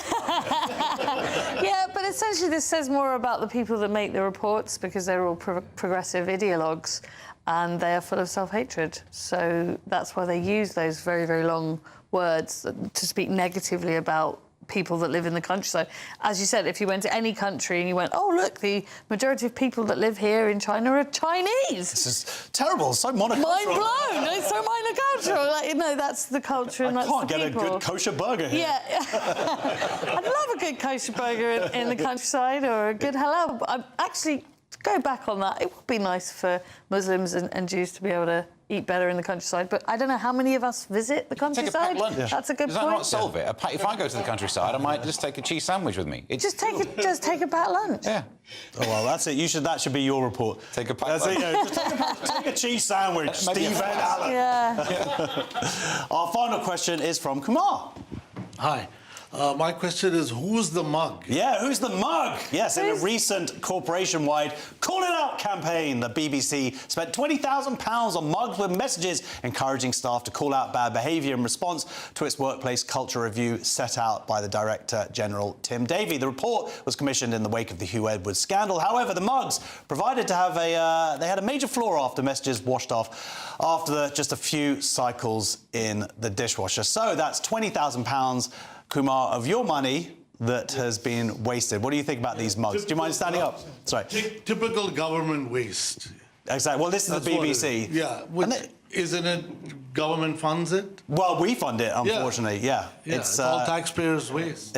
I mean, do you need a mug to tell you to not create images of children? I love that someone was about to do that and they'd like, taken a drink. Like, oh no, wait a minute, I'm not meant to do all this. It's the BBC. You know, we've all worked there. I worked there, and the meetings. Literally, I'm not even kidding. We had a meeting about when we should schedule meetings. It literally happened once, so it's not made up. W1A is all real. It's because it's not their money. They don't mind wasting 20 grand on, as if that was ever going to solve the problem. Oh, we've got a bit of a workplace culture issue, which is about stars having too much power. We'll solve it with mugs.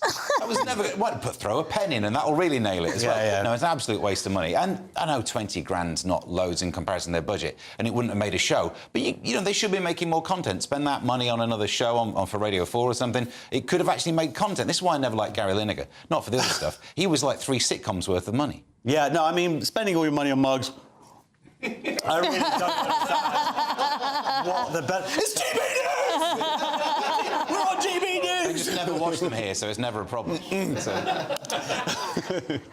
So, yeah, Miriam, I mean, more money wasted, unfortunately, by our national broadcaster. Yes. Money that we are forced to pay for. Forced. Otherwise, they send you those horrible letters, don't they? Yes. We know you're watching television. But also...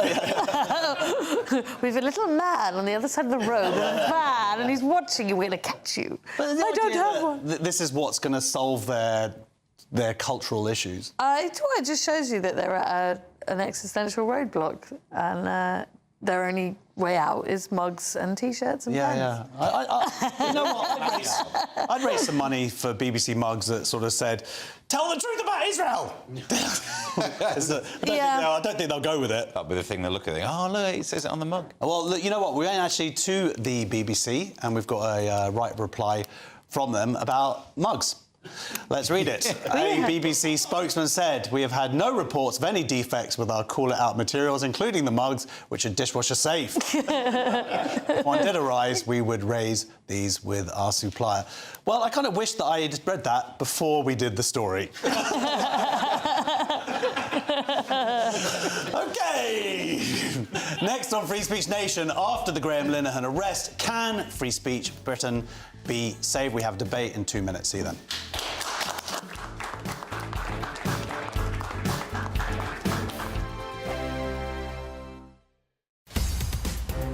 In the GB Newsroom, we bring you the news as it happens. With our team of dedicated journalists across the UK. We're ready to keep you up to date with what's happening every half an hour, every single day. Bulletins here on GB News. The People's Channel. Britain's news channel. Mornings don't have to be tiresome, especially if you have the right company. Wake up to news as it happens, opinion and debate, and of course, a little bit of entertainment too. Because when the kettle's on, we're on. That's Breakfast on GB News, a show worth waking up for. Every morning from 6 a.m. Only on the People's Channel, Britain's news channel. We'll spread the news, you spread the word. Britain was once the envy of the world. But look around. A nation that no longer knows what it is or where it's going. A country that's broken. How do we fix Britain? How do we bring it back? Friday night with Matt Goodwin at 8 p.m. only on GB News. You want to know what's really going on in the corridors of power? Labour don't know what to do with you half the time, and that makes you quite lethal in the chamber. Get behind the headlines with Chopper's political podcast. Join me, Christopher Hope, as I sit down with the great and the good of British politics. We'll see where this ruling takes us. These are the stories shaping our nation. Chopper's political podcast, available now on all platforms. Listen in and stay ahead. At GB News, we love to hear from you, our loyal community. So drop us a line at gbnews.com/yoursay.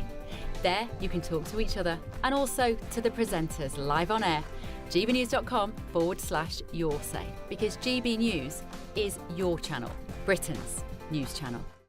Hi, I'm Michelle Dewberry, and my show is your opportunity to cut through all the noise and dive in headfirst to some robust debates. Ideas clash. Situation, isn't it? No, Because the failure is you're deliberately avoiding my point. Nothing's held back, And if you think this is the end of it, wait for more. and we do not shy away from the difficult stuff. Sometimes I want to shake people and say, if only you understood. So join me on Jubes & Co. weeknights at 6 p.m. only on GB News, Britain's news channel.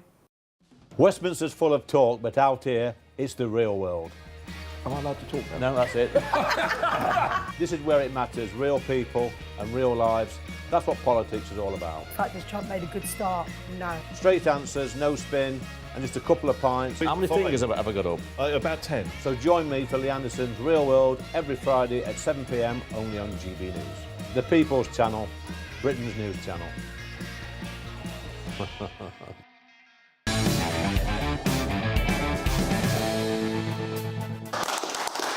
Welcome back to Free Speech Nation.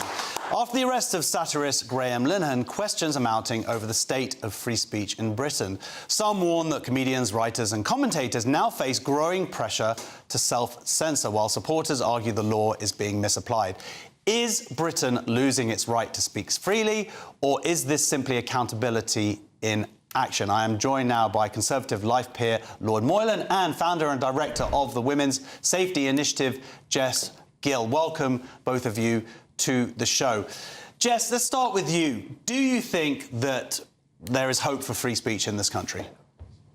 Unfortunately not. I think free speech is one of the pillars of society, quite frankly, so it's a shame that we don't have it in this country. I mean, look how we're seen abroad. The Americans, they're worried about us, they're making fun of us because we do not have our fundamental free speech. So it's a serious issue. But the reality is, the powers are against us. The government is against us. I don't see Keir Starmer enacting any free speech laws anytime soon. And until we have that power, we're not going to make a difference. That's the reality. I really applaud, for example, the Free Speech Union, but the reality is they're fighting an uphill battle. And until we have some legislation in place, until we have the power, it's just going to continue to be an issue.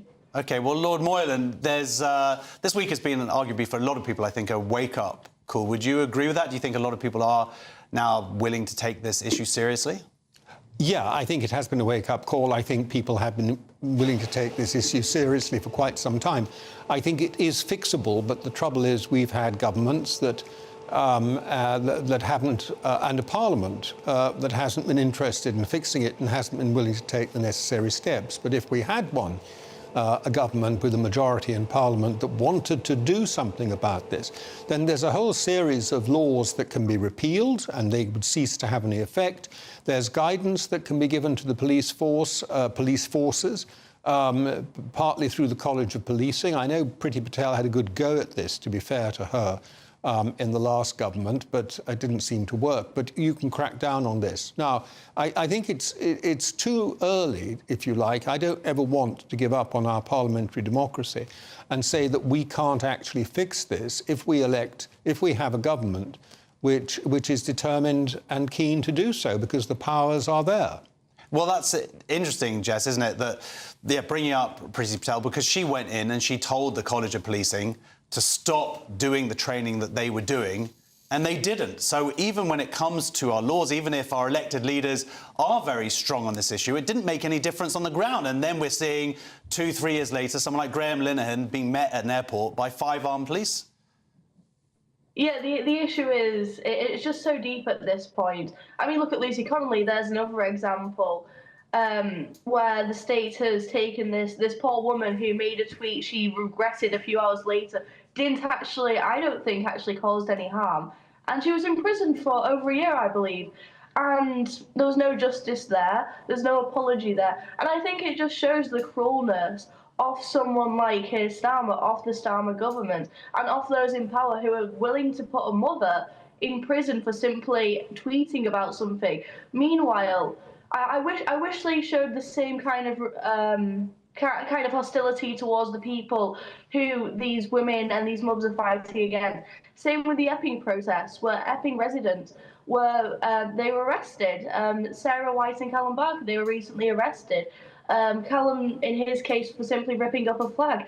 So I really don't think there's hope anywhere. And it's not just the government, as you rightly pointed out, it's the police.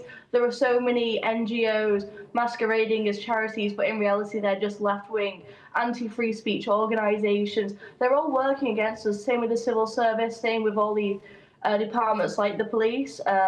Same with, there are just so many instances of this. So it really is an uphill battle, and I don't really think there's much hope. Well, Lloyd Moylan, isn't it that the issue with free speech is you have people on both sides who, when the other side will say something that they disagree with, suddenly they're not so interested in free speech or recognising how important it is to allow the other side to speak. Do you think that something like happened this week where Graham Linehan, there are people on the left who obviously disagree with his views, but they must recognise that this is a massive state overreach to arrest someone for these kind of posts? I don't know whether they recognise it or not. I just say on the last couple of points, the question about, you know, the College of Policing and whether they do what they're asked or told to do. The real question is, why do we have a College of Policing? Why do we have all these intermediate bodies, so-called independent bodies, that have been were set up by Blair as part of his revamping of our constitution, where ministers can only exercise influence? So many of these bodies, in my view, should be swept away, and ministers should take direct democratic accountability for those parts of the state which are making decisions about our lives. And so with the Secretary of State or the Home Secretary, who would be actually giving instructions to the police about the policy that they should be pursuing, not about individual cases and prosecutions, because that would be still an operational matter for the police, but to go back to the system which worked quite well, where the Secretary of State was responsible for policy and accountable for it in the House of Commons, not just able to throw up her hands, if it is a her, it is now again a her, and say we can't do anything about it. Yeah, I mean, Lord Moylan, if you had the power tomorrow, what would be the one action you would take? Would it be to sort of erase those organisations? Would it be to implement some kind of equivalency of the First Amendment that they have in America? Oh, well, I'm a legislator. My first thought is about all the different pieces of legislation over the last 30 years that have had references to hate speech inserted in them, confusing references, contradictory references, inconsistent references. I would go through them, and with a simple bill, I would repeal all of them. They would just go. That's the first thing. Second thing is, I do think there's a good point about charities. I think we need to look at charity law and ask ourselves whether organisations which are essentially lobbying organisations are genuinely should benefit from the tax advantages that charities get. And we should also ask whether they are appropriate recipients of government money, because sometimes they are also grant funded by the government for specific projects. Maybe those two shouldn't be mixed. Well, Jess, do you think that that would actually make a difference? Yeah, absolutely. I'm in complete agreement. I think the only issue is we don't have that power. And also, when we do have that power, we do need to act decisively, and we need to count that the next government, whether that be Conservative, Reform, or whoever, will make those steps. I mean, Liz Truss, for example, just simply tried to make simple tax breaks. And look, she was kicked out before a cabbage, wasn't it, or a lettuce or something. And what we're talking about is a complete restructuring of the system. That's going to take a lot of power, it's going to take a lot of will, and it's going to take a very strong leadership. And I just hope for the sake of this country we will have that, and honestly, right now, I'm not too sure. Well, that's it. Lord Moylan, do you think that the will is there? It seems to be an ever-increasing, an ever more publicised issue. More people seemingly are becoming aware of it. Whoever, all the political parties who are running in a few years, do you think that this will be one of the central sort of tenements of their policy? I think it's going to be a crucial issue. I can't say whether it's going to be in a particular party's manifestos, because we're miles ahead of that yet. We've got years to go. But I hope it's going to be in the manifesto of several parties, or ideally all the parties. And then they need to have, when elected, they need to have their feet held to the fire and crack on with it. And we need to make sure they do crack on with it. Yeah, so finally, Jess, I mean, it sounds like actually you guys have come to some level of agreement, but really it comes down to political will. Without doing too much of a party political broadcast, do you think that there are political parties out there who are willing to take this issue on and take it out there to the British public? I would like to think politicians from both Reform and the Conservatives are aware of this. I think it's gotten to the point where they have to be. There have been so many instances where free speech has just been abused. And it is one of the most central issues, I would say, that people are worried about. You know, the fact that you can be in prison for simply tweeting something a bit mean, the fact that you can be arrested for simply tweeting something, you know, a tiny bit controversial. I think it is outrageous, and I think people have had enough of it. So I think it needs to become the centre of the next government. And I think if they fail to address that, then they will lose a lot of faith in the people. So they kind of have to address it. But then again, is that going to happen? Look at Liz Truss, for example. Well, this is it. And I just hope that both sides of the political spectrum would actually take this issue seriously. Anyway, thank you very much for joining us. That's Conservative life peer Lord Moylan and the founder and director of the Women's Safety Initiative, Jess Gill. Thank you so much for joining us. Next on Free Speech Nation, a man hit with ice cream claims police refuse to act and a crowd erupts. Watch what happens next.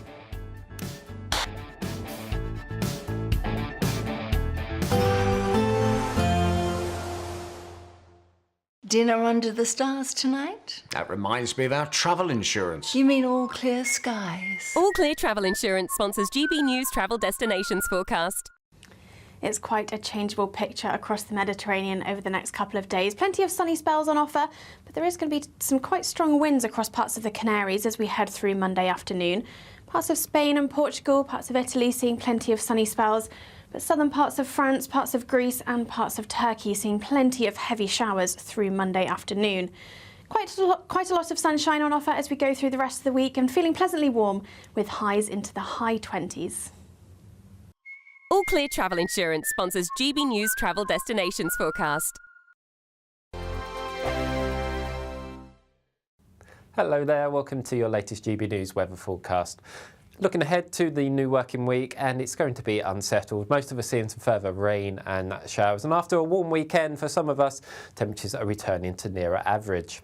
So we have low pressure really dominating the scene as we end the weekend. Still got some dry weather down towards the far southeast, but most of us seeing some showers. As the night goes on, showers generally becoming confined to western and northern parts of the UK, and quite a windy night to come across the very far northeast of Scotland.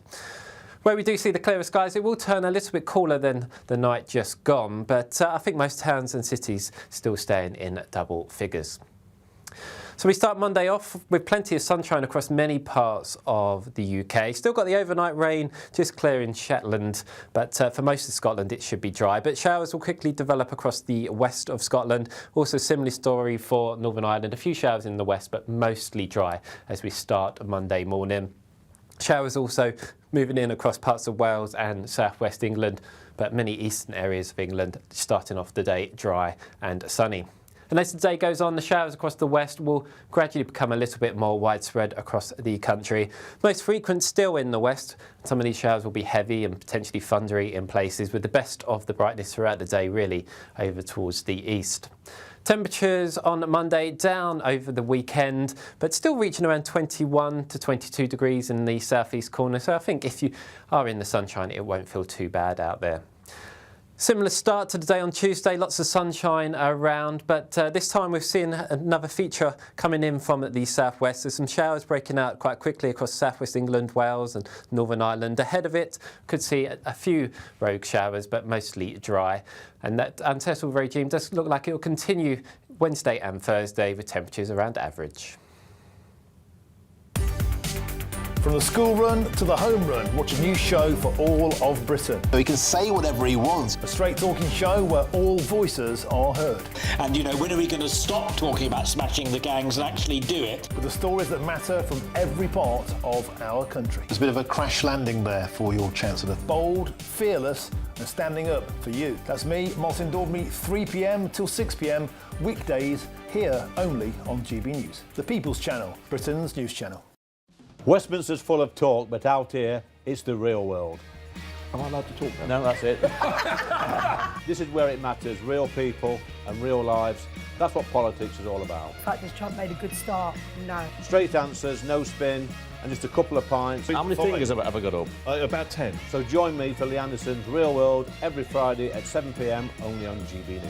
The People's Channel, Britain's news channel.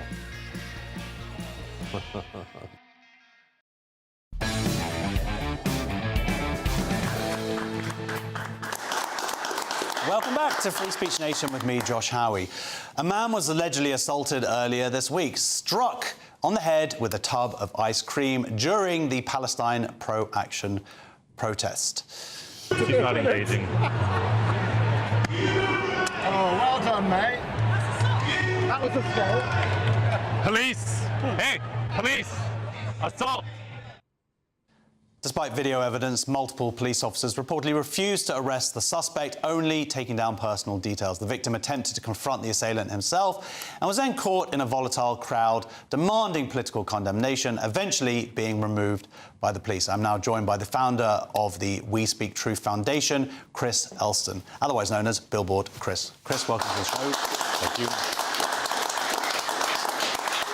Capturing you on your travels across the world as you take your billboard and your message. Unfortunately, you come to the UK and you're attacked with ice cream.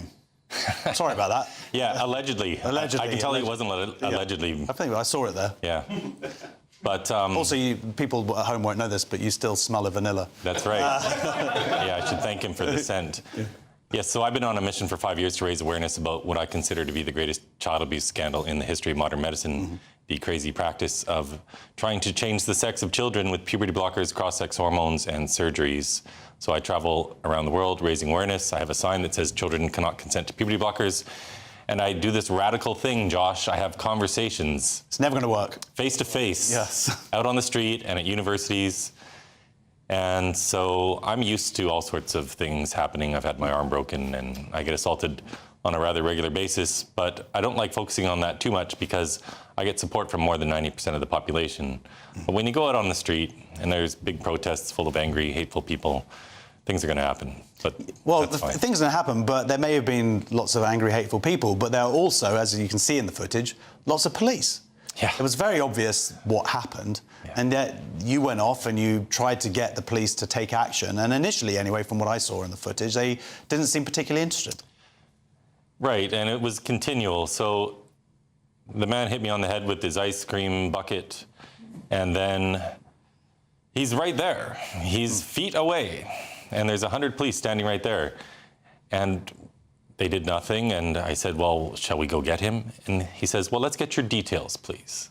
My details. You want my address and my phone number. You want to take time taking down all my information while this guy's walking away. He's right there. He's got a big pro-Palestine flag. And so they were just trying to stall because they don't want to do anything about it. They were then told, I was then told that they couldn't leave where they were standing. Yeah, I mean... So a common assault occurs and they're not allowed to leave and do anything about it. Can any of the other 100 officers do anything? No, they can't. So then I talked to more, I showed them the video, that guy couldn't do anything, then I talked to more, showed them the video again, and they were telling me after the third group of police officers that once they see the video, then we can go look for him. And of course, as soon as I did the video and gave them my details, oh no, we can't do anything. So it's just a sign of the times. If I did that to someone, I would certainly be arrested. Of course.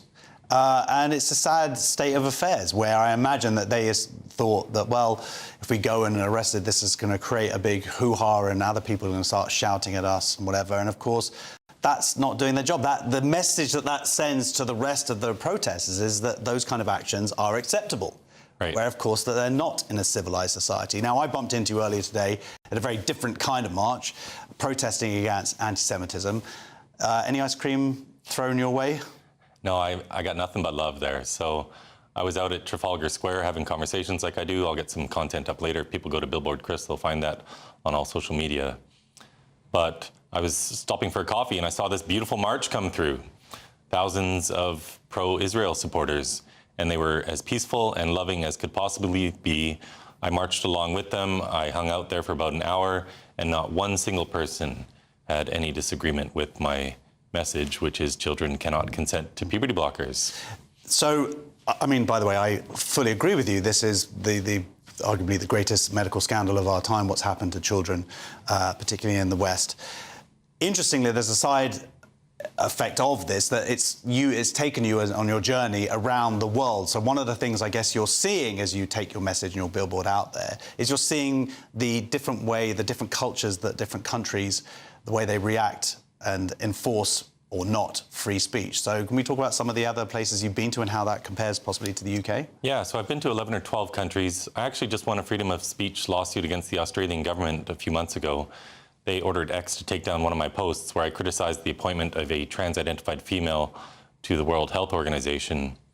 I called her a woman because she is, and the Australian E-Safety Commissioner deemed that to be cyber abuse, and they ordered X to take it down or face an $800,000 fine.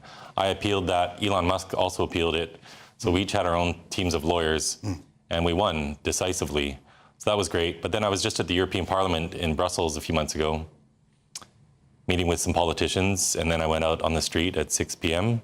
with my friend Lois McClatchy-Miller from ADF International, and we just stand there quietly, and anyone who wants to speak with us, we take the time to have a conversation. But we were getting surrounded and abused, and a mob was forming, so we called the police, and the police arrived, about 14 of them, 4 police vans. They deemed us to be the problem, ordered me to take off my signs and leave. I refused, because I'm not going to cow to some mob, and freedom of expression is supposed to be guaranteed throughout the European Union. And so what happened was we were arrested. We were taken to the police station. We were then told we were being charged with causing a disturbance. We were handcuffed, taken to another police station, strip searched, put in jail, released at 9 p.m., no charges, no ticket. They sent my signs for destruction. And so they just wanted to get rid of us off the street, but they have no cause to. And this goes back to what J.D. Vance, when he gave that talk in front of all the European leaders and talking about the threat to free speech in this country. I mean, this is the embodiment of it in what happened to you.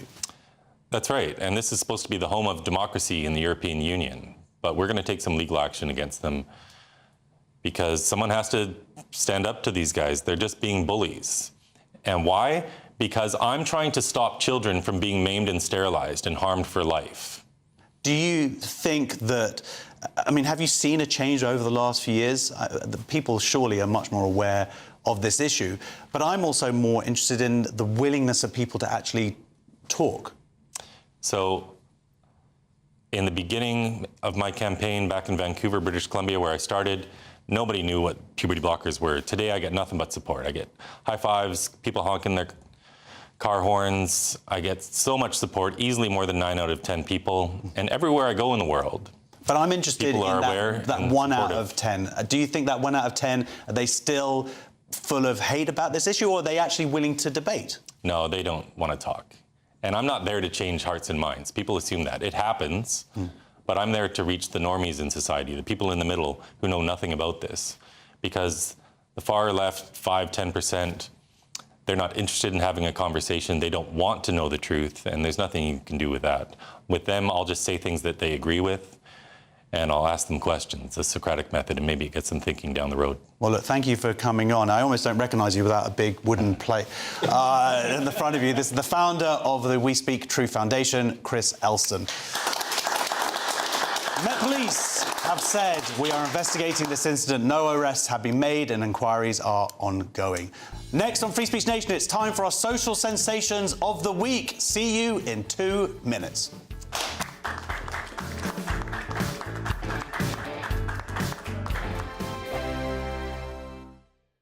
Britain was once the envy of the world. But look around. A nation that no longer knows what it is or where it's going.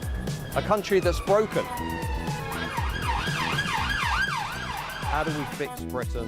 How do we bring it back? Friday night with Matt Goodwin at 8 p.m. only on GB News. Good afternoon, Britain. Weekdays from midday. Don't come at me with a knife. I'll get sued. Okay, right, let's go. Okay. Is it going to be a boy or a girl? Let's do it facing. Oh, there we go. Oh. Oh.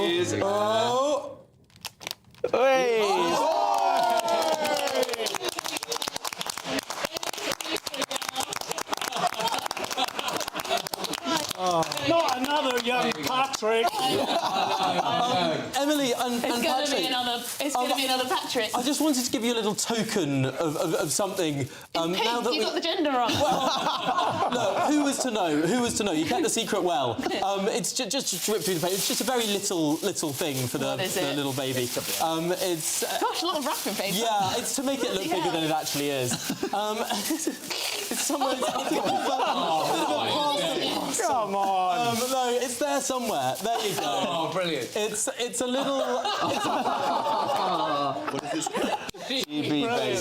I get a little smell. The archetypal GB baby. I'm Oh, sure. you do treat me, Tom. I'm sure your son will have a show at about 6 months old. It's just absolutely inevitable. Well, there you go. We can make the GBB speak. That's very sweet of you. Thank you, Tom. I am going to miss you. Oh, it's going to gonna miss be- all you guys, actually.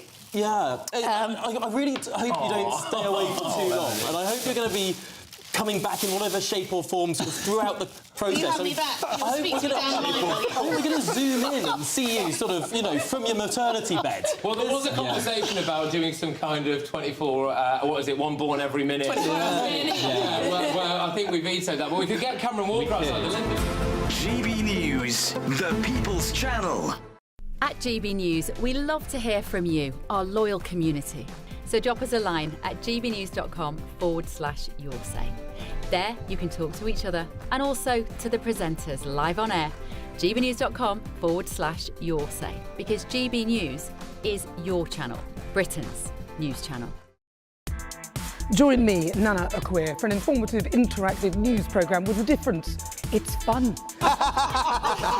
No, he didn't say that, Dave. I'm so surprised. I think there's an element of truth to that. Join me from 3 p.m. every weekend, only on GB News, Britain's news channel.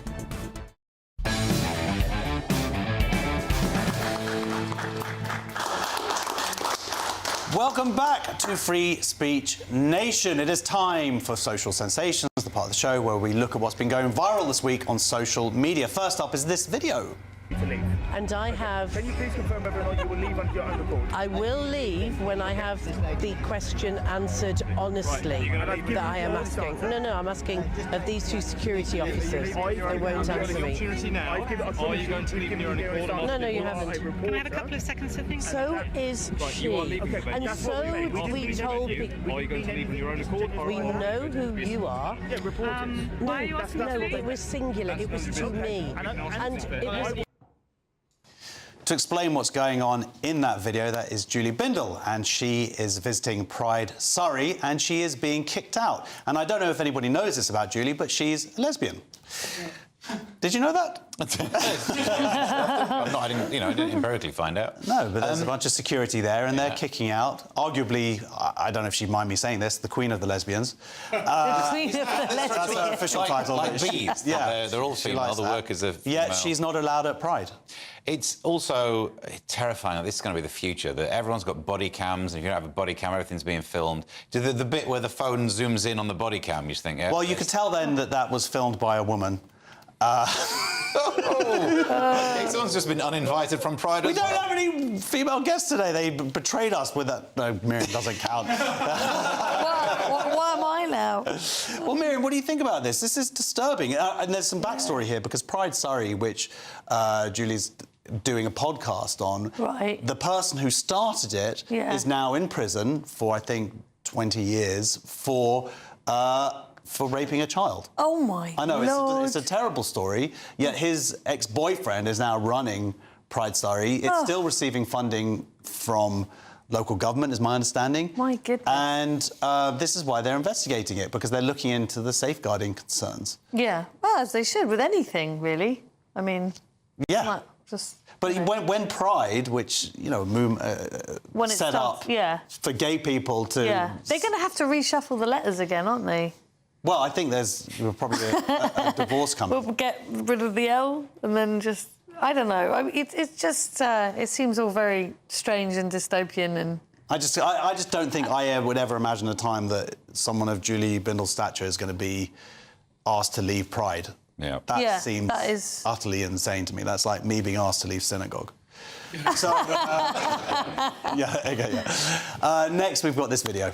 The reason I'm ashamed of my performance at that panel because I share your position 100%, and I was cowed. The idea of saying anything on this issue, I was I believe in retrospect, in a dishonest way. I was objective in a dishonest way. I let a lot of howlers pass. I fell in two minds about this, Steve, because there's Malcolm Gladwell, and I've read a couple of his books, and they're very interesting. They're good reads. Yeah. He's talking there about being at a conference, and essentially, whilst he, in his brain, he agreed that men shouldn't be in women's sports, he was afraid to say something. And now he's coming out, and he's saying, so I feel like, well, that's good that you are being honest about that fear. At the same time, it's like so many people have suffered for speaking out. Yeah. It just would have been easier if someone of his stature had done it earlier. Yeah, and he gave in to the peer pressure. He didn't want to stand out. Literally one of his books, Outliers. Mate, just read your own book. That would have helped. You get that a lot. There was an interview I saw with Neil deGrasse Tyson with Bill Maher on that. I love his show, right? And he was... there's always a bit of pushback between those two on this issue. And Neil deGrasse Tyson was saying, there is no biological advantage, no advantage in sport from being a man. And he said, if anything, I think you'll find if you look at the stats, when it comes to long-distance swimming, women have an advantage. Like, mate, do you not see what you've just said? That there is an advantage bestowed by biological factors, but you only ever try and delete some of them out of your brain. So I think that's the same thing that was happening. It's kind of a groupthink thing. But when Michael... well, I don't think it is exactly the same, Miriam, because what he was saying was that he thought that men and women's sports was unfair, but he was just cowed into keeping silent. Well, there's a massive poster of Mao Zedong right behind him. that says a lot, you know. I mean, it's a culture of... book he wrote, The Tipping Point. Like, he's now speaking up. But it's a culture of fear that they create anyway, so, I mean... Well, this is it. If you have a reasonable mind, you can argue both points. You can say, well, should they be allowed or should they not be allowed? You know, let's look at the positives, let's look at the negatives. But they don't think like that. They have a kind of more emotional way of seeing things. Like I say, I'm just Which is, I don't want anyone to be... I just feel very conflicted about how I feel about him now taking a stand. It's a bit late to the... Well, that's how I feel about it. It's almost like it's past the tipping point. Right, finally, we've got this video.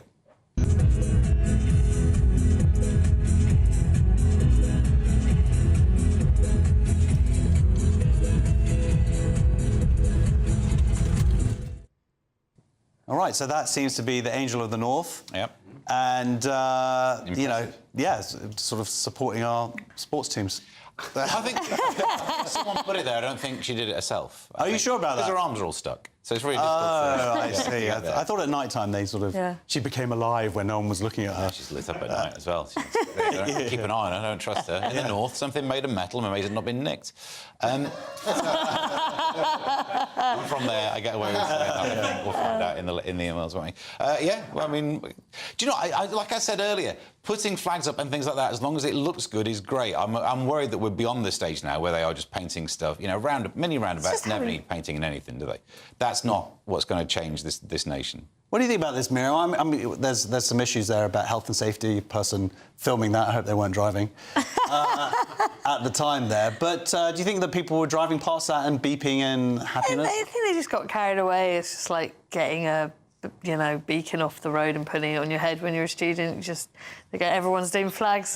Let's put it on there. Well, do you think what you're going to say? It's getting carried away, like, you know, she had a few pints, like getting a tramp stamp tattoo on there. She woke up in the morning. What have I done? I think it looks kind of cool. Yeah, no. Yeah, and also I think, but it might be better if she also had a little cone on top of her head. A little cone, yeah. Are there any other monuments out there you think could benefit from a little flag action? Well, yeah, I'm trying to think. What do they normally put on that? The extra spare plinth in Trafalgar Square? Yeah, pop one of them on there. That would be truly subversive, wouldn't it? Yeah. Raising the colours. Fair enough. OK, well, look. That is the end of the show. Thank you for joining us for Free Speech Nation. This was the week when a famous comedian writer was arrested for posts, and it was revealed that 1 in 5 Brits are anti-Semitic. We really need to get that number down. Not up. Thank you very much to my panel, Miriam and Steve, and to all of my brilliant guests this evening. If you want to join us live in the studio, be part of our wonderful audience, you can. Please go to gbnews.com/tickets. Stay tuned for the brilliant Alex Armstrong tonight. That is next. And thank you very much for watching Free Speech Nation. It's appreciated. And I will see you next week. Goodbye. Take care. Thank you.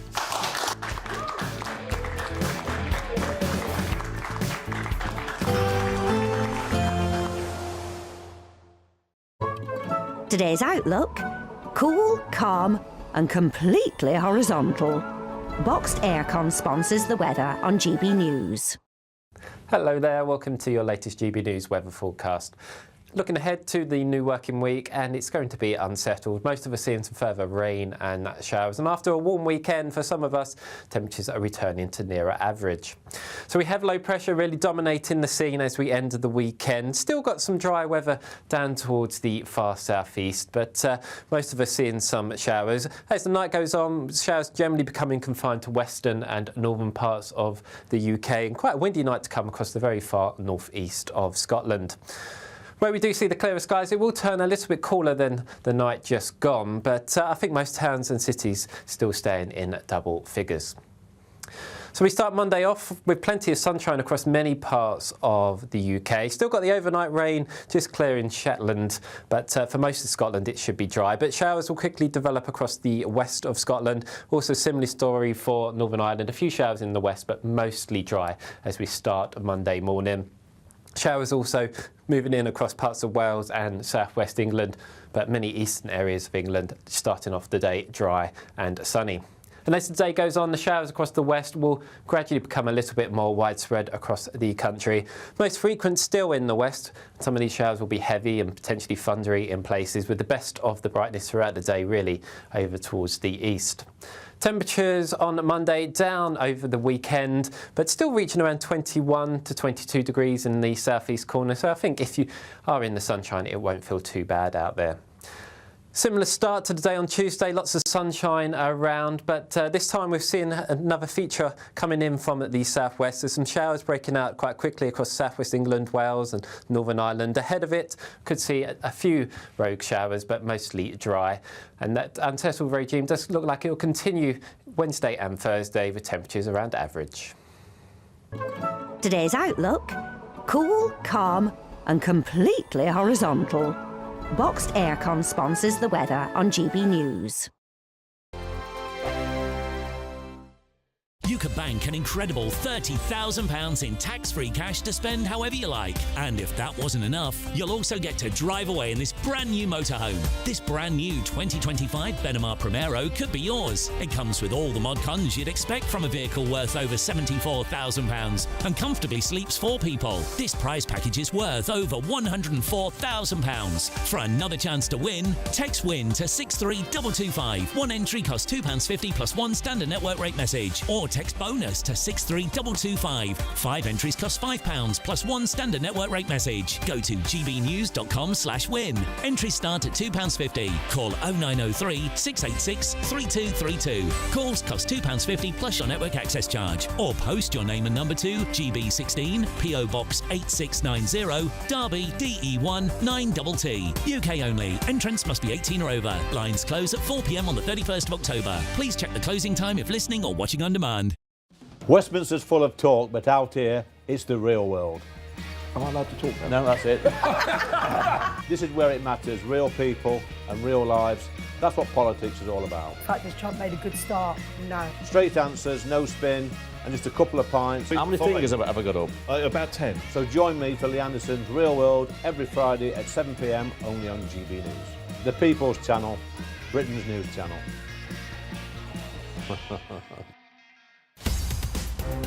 In the GB newsroom, we bring you the news as it happens. With our team of dedicated journalists across the UK, we're ready to keep you up to date with what's happening every half an hour.